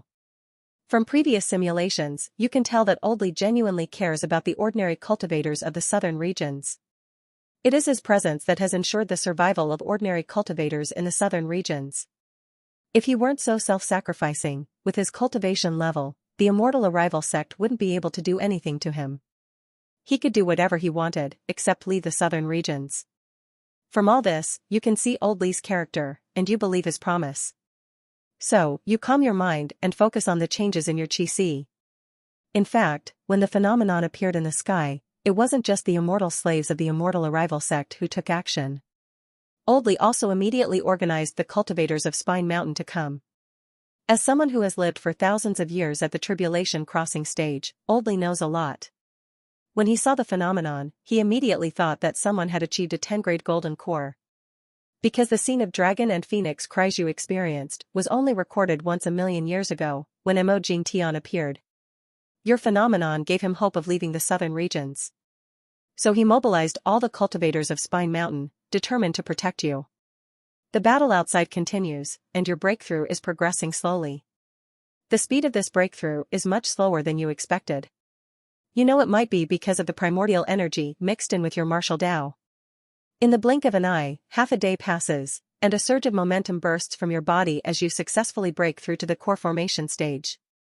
When you open your eyes, you find Oldley waiting outside the transparent light shield. It's clear that with Oldley around, those immortal slaves are no match and have retreated. Seeing your breakthrough, Oldley quickly tells you to follow him, as it's still not safe. Though puzzled, you don't argue and choose to trust him. Meanwhile, in a town thousands of miles away, a sea of blood has formed. Shen Wuyo and the other immortal slaves have slaughtered everyone in the town. Shen Wuyo collects the blood from the entire town, sets up a newly built altar, and begins chanting incomprehensible incantations. Soon, a cold voice emanates from the altar. You use the blood sacrifice method to summon me. What do you want? Shen Wuyo reports the matter of you possibly having a 10-grade golden core to the voice in the altar. After hearing Shen Wuyo's report, the cold voice responds, this tiny place really produces chosen frequently. If it weren't for the rules, I would have smashed this place with a single slap to save trouble. Shen Wuyo dares not speak. Shortly after, the voice from the altar says it will handle the matter. With those words, the altar shatters. Shen Wuyo finally breathes a sigh of relief, having passed on this hot potato. He has no desire to fight that old man named Li again. At this moment, you are being led by Oldley towards Spine Mountain. Oldley looks tense, constantly increasing his flying speed. This makes you feel that there really might be some danger. But what this danger is, you have no idea. Soon, you and Oldley see Spine Mountain. Only then does Oldley's expression relax a bit. Seeing this, you think that perhaps Oldley has some trump card left here, and the danger will be less once you reach Spine Mountain. But just then, you see a flash of purple light in the sky. Boom! A massive thunderclap echoes through the heavens and earth. Heavenly thunder? The words flash through your mind. In an instant, the purple thunder strikes down, and Oldley fully exerts himself to shield you. Soon, you realize you were wrong. This is heavenly thunder, but also not heavenly thunder. Because its power is even stronger. Even with Oldley's 7th layer of tribulation crossing cultivation, he is severely injured in an instant. Oldley looks at you and shouts, "Run!" In the belly of Spine Mountain, there's a formation. Hide in it, and you might survive. Then you see another purple thunderbolt strike Oldley, and he seems to be at the end of his strength, unable to get up. Seeing this, you feel a deep sorrow but dare not hesitate. You quickly activate the wind-chasing art and flee towards Spine Mountain at full speed. You understand that the formation Oldley mentioned might be the one left by the formation Dao Genius Lu Wuya, which you heard about in a previous simulation. It was that formation that allowed Oldley to survive for thousands of years without being killed by heavenly thunder. But how can your speed compare to heavenly thunder? Especially this time, the heavenly thunder is clearly targeting you and is even more powerful. A few seconds later, you are struck by the purple thunder. You die at the age of 20. This simulation ends. You can choose 2 rewards from this simulation: Formation Dao Genius, Talent, Immortal Dao Cultivation, Core Formation Stage, Divine Dao Cultivation, Core Formation Stage. Formation Dao Genius, Talent, Price 1 million Energy Value. Immortal Dao Cultivation, Core Formation Stage, Price 100 million Energy Value, achieved with a 10-grade Golden Core. Divine Dao Cultivation, Core Formation Stage, Price 200 million Energy Value, achieved with a 12-grade Golden Core, an ancient cultivation path that integrates Martial Dao and Immortal Dao. Note, in the early stages, Divine Dao levels are the same as Immortal Dao and Martial Dao, but spiritual energy and primordial energy can be converted, resulting in stronger combat power. However, breakthroughs are harder and require a very strong body. This time, the simulation didn't even last a year. Jiang Yifeng didn't expect this. He didn't expect Shen Wuyo to be able to communicate with celestial beings. Nor did he expect that just reporting his breakthrough to the core formation stage with a 10-grade golden core would attract the intervention of celestial beings. Moreover, the rewards from this simulation left Jiang Yifeng a bit bewildered. What's going on? Why is there an additional divine Dao? But after reading the description, Jiang Yifeng understood a bit. The divine Dao is essentially dual cultivation of Immortal Dao and Martial Dao. However, it adds a condition that the Immortal Dao and Martial Dao cannot be too far apart, and a strong physique is required to break through. No need to overthink it, a bit more difficulty is fine as long as it's strong enough. Just as Jiang Yifeng was about to choose his reward, he suddenly thought about the phenomenon that occurred during his breakthrough to the core formation stage in the simulation. Would such a phenomenon occur in reality if he broke through? If a phenomenon appears in reality, wouldn't that be the end of him? Jiang Yifeng was in distress when the electronic voice of the simulator sounded. Ding, reminder to the host, this simulator can conceal breakthrough anomalies, requiring only 1 billion energy value. Huh? The simulator has this function too. Hearing this prompt from the simulator, Jiang Yifeng showed a look of surprise. Since that's the case, there's no need to hesitate. Jiang Yifeng made his choice directly. I choose the talent of Formation Dao Genius and Divine Dao Cultivation. Ding, congratulations to the host for obtaining the talent of Formation Dao Genius, deducting 1 million energy value, remaining energy value 11 billion. Ding, detecting the extraction of Divine Dao Cultivation, anomalies will occur. Does the host wish to spend 1 billion energy value to conceal it? Yes, conceal the anomaly. Jiang Yifeng didn't dare to delay and responded immediately. The host chooses to conceal the breakthrough anomaly, deducting 1 billion energy value, remaining energy value 10 billion. Ding, Divine Dao Cultivation extraction complete, deducting 200 million energy value, remaining energy value 9.8 billion. As the simulation rewards were collected, Jiang Yifeng immediately felt the primordial energy and spiritual energy within him start to circulate on their own. Soon, the bridge between heaven and earth was built automatically, a 12-grade golden core formed, and Jiang Yifeng officially became a core formation stage cultivator. Once at the core formation stage, one can fly through the air. Jiang Yifeng was now eager to go out and take a flight. But just as he reached the door, he sheepishly retreated. He kept reminding himself, stay calm, don't be reckless, don't be reckless. In the end, Jiang Yifeng convinced himself. He thought it was better to be cautious. Exposing his cultivation in reality was too dangerous. It was better to continue acting as a playboy, not attracting attention. To experience the feeling of flying in reality, at the very least, he would have to wait until he became an immortal. No, he would have to be able to defeat that celestial being who sealed the southern regions. At this moment, the simulator's prompt sounded again. Ding, detecting the host stepping into Divine Dao. Hidden achievement completed, unlocking personal data panel. Jiang Yifeng was stunned, not expecting that stepping into Divine Dao would unlock a hidden achievement. Although he felt that the personal data panel wasn't very useful at the moment, it could be helpful in the future when he had more talents and learned more techniques, allowing him to observe his strength changes more quickly. Jiang Yifeng roughly studied it and saw his personal information. Host, Jiang Yifeng. Talents, Thunderfire True Spiritual Root, Eye of Insight, Random Enlightenment, Formation Dao Genius. Divine Dao Cultivation, Core Formation Stage 1, Immortal Dao, Qi Motion Realm Stage 3, Martial Dao. Mental Cultivation Method, Heavenly Profound Art. Techniques, Wind Chasing Art, Mastered. Not bad, very strong. Jiang Yifeng nodded, satisfied. Then he headed towards the Spring Blossom Pavilion. It was time to listen to music, and he couldn't delay. Time flowed like water. Soon, a week passed. Jiang Yifeng closed his door tightly and silently recited. Start simulation. Consuming 1 simulation attempt, remaining attempts 0. Extracting blue talent costs 100,000 energy value, extracting purple talent costs 1 million energy value, please choose. Extract purple talent. Ding, deducting 1 million energy value, extracting purple talent, remaining energy value 9.8 billion. Congratulations to the host for obtaining the talent, Longevity of the Southern Mountain. Longevity of the Southern Mountain, your lifespan increases by 1,000 years. Looking at this new talent, Jiang Yifeng raised an eyebrow. It's a good talent, but unfortunately, it's useless to him. Whether in reality or in simulation, he never lacked lifespan. Sigh. With a sigh, Jiang Yifeng continued to look at the simulator. The 16th simulation begins. You realize you have entered the simulation. This time, you still plan to go to the ruins of the Heavenly Profound Temple first. You plan to wait there for Bairuashua's arrival. After all, exploiting her is your main source of spirit stone resources in the simulation. On the first day, you leave Green Hill City at night.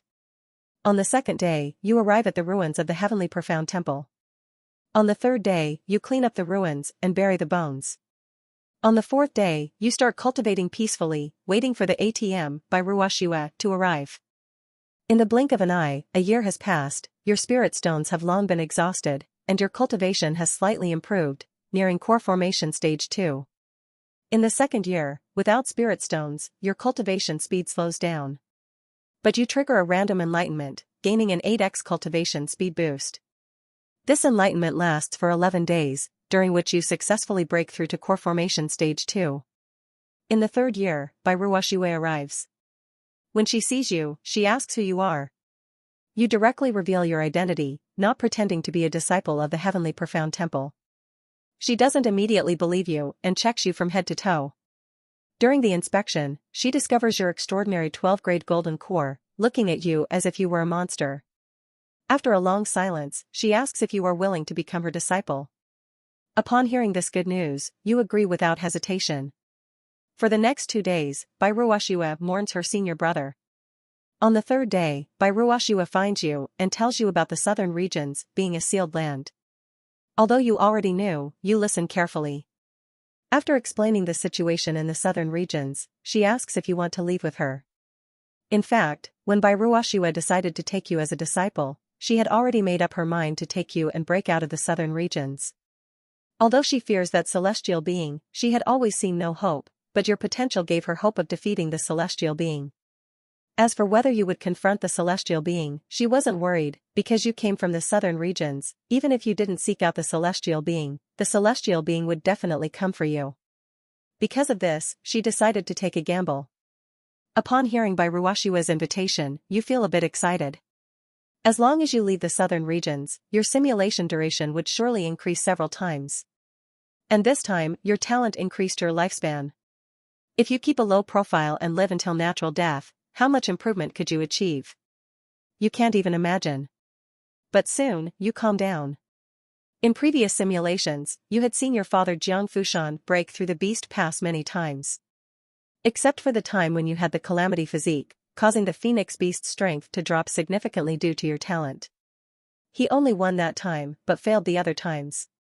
At that time, Jiang Fushan's realm was the same as Bairuashua's, both at the 8th layer of tribulation.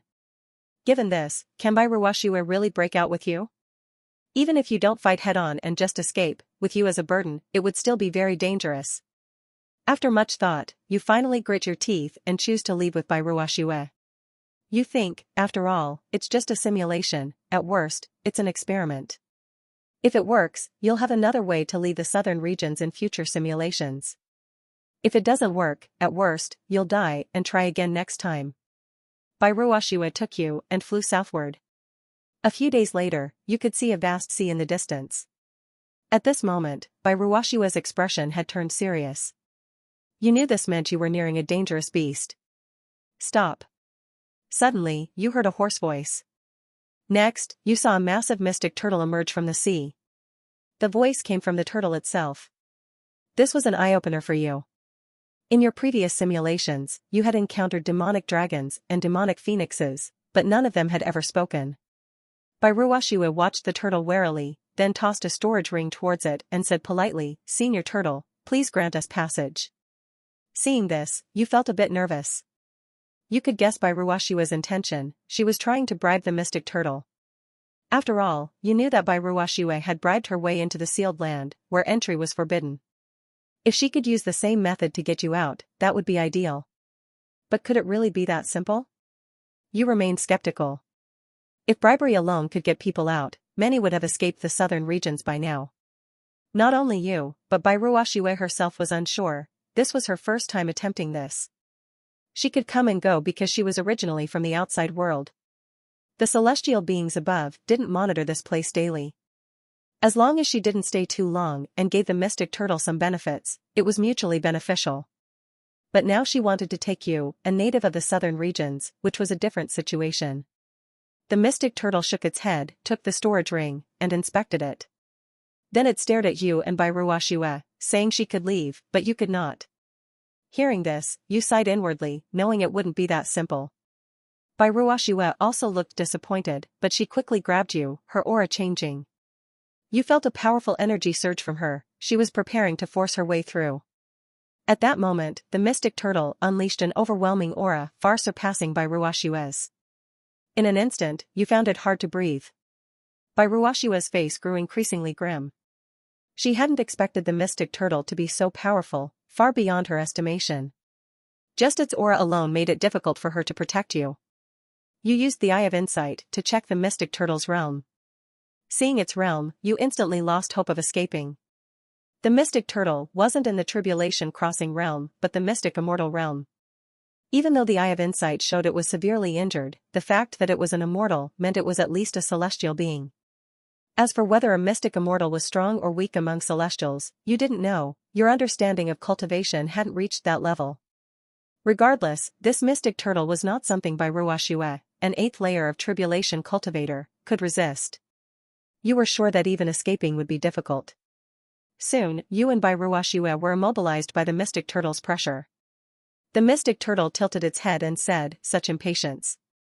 Then it told Bairuashiwe to bring 10 billion spirit stones, and it would let you leave. Next, you saw the mystic turtle fling Bairuashiwe away, crashing her into a formation crack in the sea, where she disappeared. You were still processing the mystic turtle's words. What? The bribe actually worked. Though 10 billion spirit stones was an enormous sum, it was indeed a way to leave the southern regions. This filled you with joy. But you couldn't understand, wasn't the sealing of the southern regions a decision by the celestial beings? How could the mystic turtle dare to do this? Was it stronger? That didn't seem right either. If it were stronger, it wouldn't be stationed here to guard the formation crack. As you pondered, the mystic turtle grabbed you. It said you were now its cargo and had to follow it, not leaving on your own. You didn't dare say no, not that it would matter if you did. The mystic turtle forcibly took you away. Soon, you arrived at a small island in the sea. After arriving, the mystic turtle ignored you and went to sleep beside the island. A year passed, and the mystic turtle continued to sleep, not bothering you. But you didn't dare act rashly, knowing that such a powerful being couldn't be truly asleep. In the 5th year, you tried walking around and found that the mystic turtle didn't stop you. This gave you a bit more courage. You began to wander around the island daily. Besides that, you fished and caught shrimp by the shore. Of course, this was out of necessity. There was no spiritual energy here, not a trace. You couldn't cultivate or absorb spiritual energy for Anidia, so you needed ordinary food to fill your stomach. Time passed, and another 5 years went by. In the 10th year, the mystic turtle woke up. Seeing you fishing and hunting on the island, it grabbed you. It stared at you intently. From its eyes, you sensed a look of disappointment. Suddenly, the mystic turtle said, "I didn't expect someone who practices the ancient divine Tao to be such a useless fool." The mystic turtle's words left you even more confused. You thought to yourself, aren't we enemies? Why would it be disappointed in me for slacking off? Of course, you knew things weren't that simple. The mystic turtle exuded an aura of mystery. It knew about the ancient divine Tao and saw through you with just a glance. Moreover, its actions and cultivation were far beyond the demonic dragons and demonic phoenixes you had encountered in your simulations. Compared to them, its strength was immeasurable. It didn't kill on sight, could trade, accept bribes, and even dared to defy the celestial being's orders. This made you feel that it was more than just a beast guarding the formation crack. Mystic Turtle saw that you didn't dare to speak and let out a cold snort before soaring into the sky. It was only then that you noticed the massive iron chains shackling the Mystic Turtle. The chains were inscribed with patterns you couldn't understand. The Mystic Turtle finally stopped keeping you in suspense. It told you that everyone here was a prisoner. It admitted that the claim of 10 billion spirit stones for your release was just to deceive by Ruashue. No one from the southern regions could leave the endless sea, including itself. The formation gap here was merely a trap. This place was where the spirit of the entire sealing formation resided. Everyone in the sealed land was under the formation's influence, and their auras were sensed by the formation spirit. The Mystic Turtle said that even if it didn't stop you, crossing the formation gap would result in you being struck down by heavenly thunder.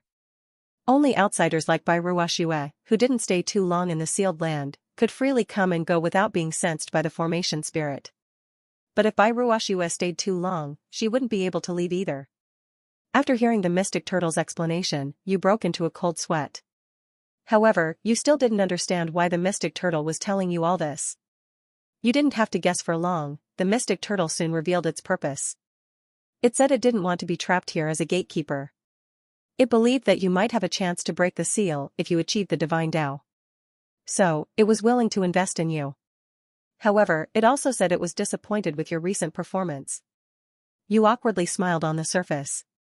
But in your heart, you muttered, "How did I disappoint you? With a big shot like you here, how could I dare to act rashly? Couldn't you have said earlier that we were on the same side?" Seeing your discontent, the Mystic Turtle pointed out that the surrounding area was part of the sealing formation.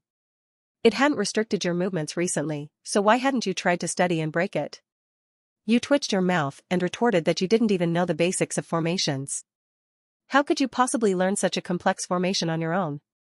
In truth, you had thought about studying the sealing formation, given your talent as a formation Tao genius. But without understanding the basic principles of formations, even the greatest talent would be useless. The Mystic Turtle was stunned by your words. It had never considered that a chosen capable of cultivating the divine Tao might not know basic formations. In the end, it shook its head helplessly and tossed a jade slip to you. It told you that this was a divine sense jade slip containing some basic formation knowledge, which you should be able to understand after reading. It also kindly explained that you could use the jade slip by placing it on your forehead to absorb its contents. In reality, Jiang Yifeng pondered over this. The divine sense jade slip stored memories. Could he use deep simulation to directly extract those memories? This way, he could save a reward opportunity and exchange it for other simulation rewards. With this thought, Jiang Yifeng immediately muttered to himself. Start a deep simulation for 10 days. Fearing that 10 days might not be enough, he added a few more days, knowing he could exit any time. Even if it took less time, it didn't matter. 10 days worth of energy value was affordable. Ding, starting deep simulation for 240 hours, deducting 2.4 million energy value, remaining energy value, 9.8 billion. As the simulator's voice faded, Jiang Yifeng's soul appeared within the simulator. He saw the Mystic Turtle, resembling a small island, with its massive rune-inscribed chains. This was far more shocking than reading simulation text. After a quick glance, Jiang Yifeng didn't delay and immediately placed the formation jade slip on his forehead. Instantly, countless formation-related knowledge flooded his mind. Time passed bit by bit. 3 days later, Jiang Yifeng finally digested the formation knowledge from the jade slip. With a newfound understanding of formations, he realized how profound they truly were. However, the sudden influx of knowledge left Jiang Yifeng feeling dizzy. He promptly ended the deep simulation. Soon, Jiang Yifeng's soul returned to the Jiang family mansion. Rubbing his head, Jiang Yifeng continued to look at the simulator. After you absorbed the jade slip, the Mystic Turtle didn't keep you there to study the sealing formation. Instead, it took you to the mainland, urging you to leave quickly, saying that if you stayed too long, the formation spirit would sense you and implicate it. In the 11th year, you headed north. Based on Ruashua's previous route, you knew the southernmost point was the Endless Sea, where the Mystic Turtle resided. So, to return to Green Hill City, you had to head north. In the 12th year, you finally saw Green Hill City. What took by Ruashua only a few days took you 2 whole years. This was despite your cultivation reaching the 2nd level of core formation, allowing you to fly. Otherwise, it would have taken even longer. You disguised yourself and rented a small courtyard near the Jiang family mansion. In the 13th year, you heard a loud noise and knew something had happened to your Jiang family. You stepped outside and saw a shadowy figure in the sky attacking the Jiang family. But soon, your father, Jiang Fushan, arrived with a group of cultivators. One of them, a tribulation-crossing stage cultivator, casually killed the shadowy figure. Seeing the situation in the Jiang family settle down, you quickly revealed yourself and called out to your father. Unsurprisingly, you followed your father, Jiang Fushan, to Spine Mountain. In the following days, you cultivated at Spine Mountain. This time, your focus was mainly on formations. In the 15th year, after 2 years of cultivation at Spine Mountain, you reached the level of a 3rd-grade Formation Master. Formation Master levels are simple, ranging from 1st to 9th grade, with the level above 9th being Immortal Formation Master. These basics were all in the memory from the Formation Jade Slip given by the Mystic Turtle. Your rapid advancement to a 3rd-grade Formation Master was not just due to your talent, but also largely thanks to the Formation Jade Slip. Previously, you had no exposure to formations and didn't understand them. Now, you realized the Jade Slip's true value. It saved you a lot of time in familiarizing yourself with various formation theories and basics. The theories and basics of formations were as vast and complex as mathematical calculations and formulas from your previous life. Without understanding them, the path of formations would be extremely difficult. You felt that without the Jade Slip, mastering those theories and basics would have taken you years, if not decades. In the 16th year, you became familiar with the people at Spine Mountain. One day, you approached Old Li and told him you wanted to study the formations left by Senior Lu Wuya. This was your main reason for coming to Spine Mountain. Since you couldn't study the ceiling formation for now, you thought that studying the formations left by Senior Lu Wuya, which could avoid Heavenly Thunder, would greatly advance your formation skills.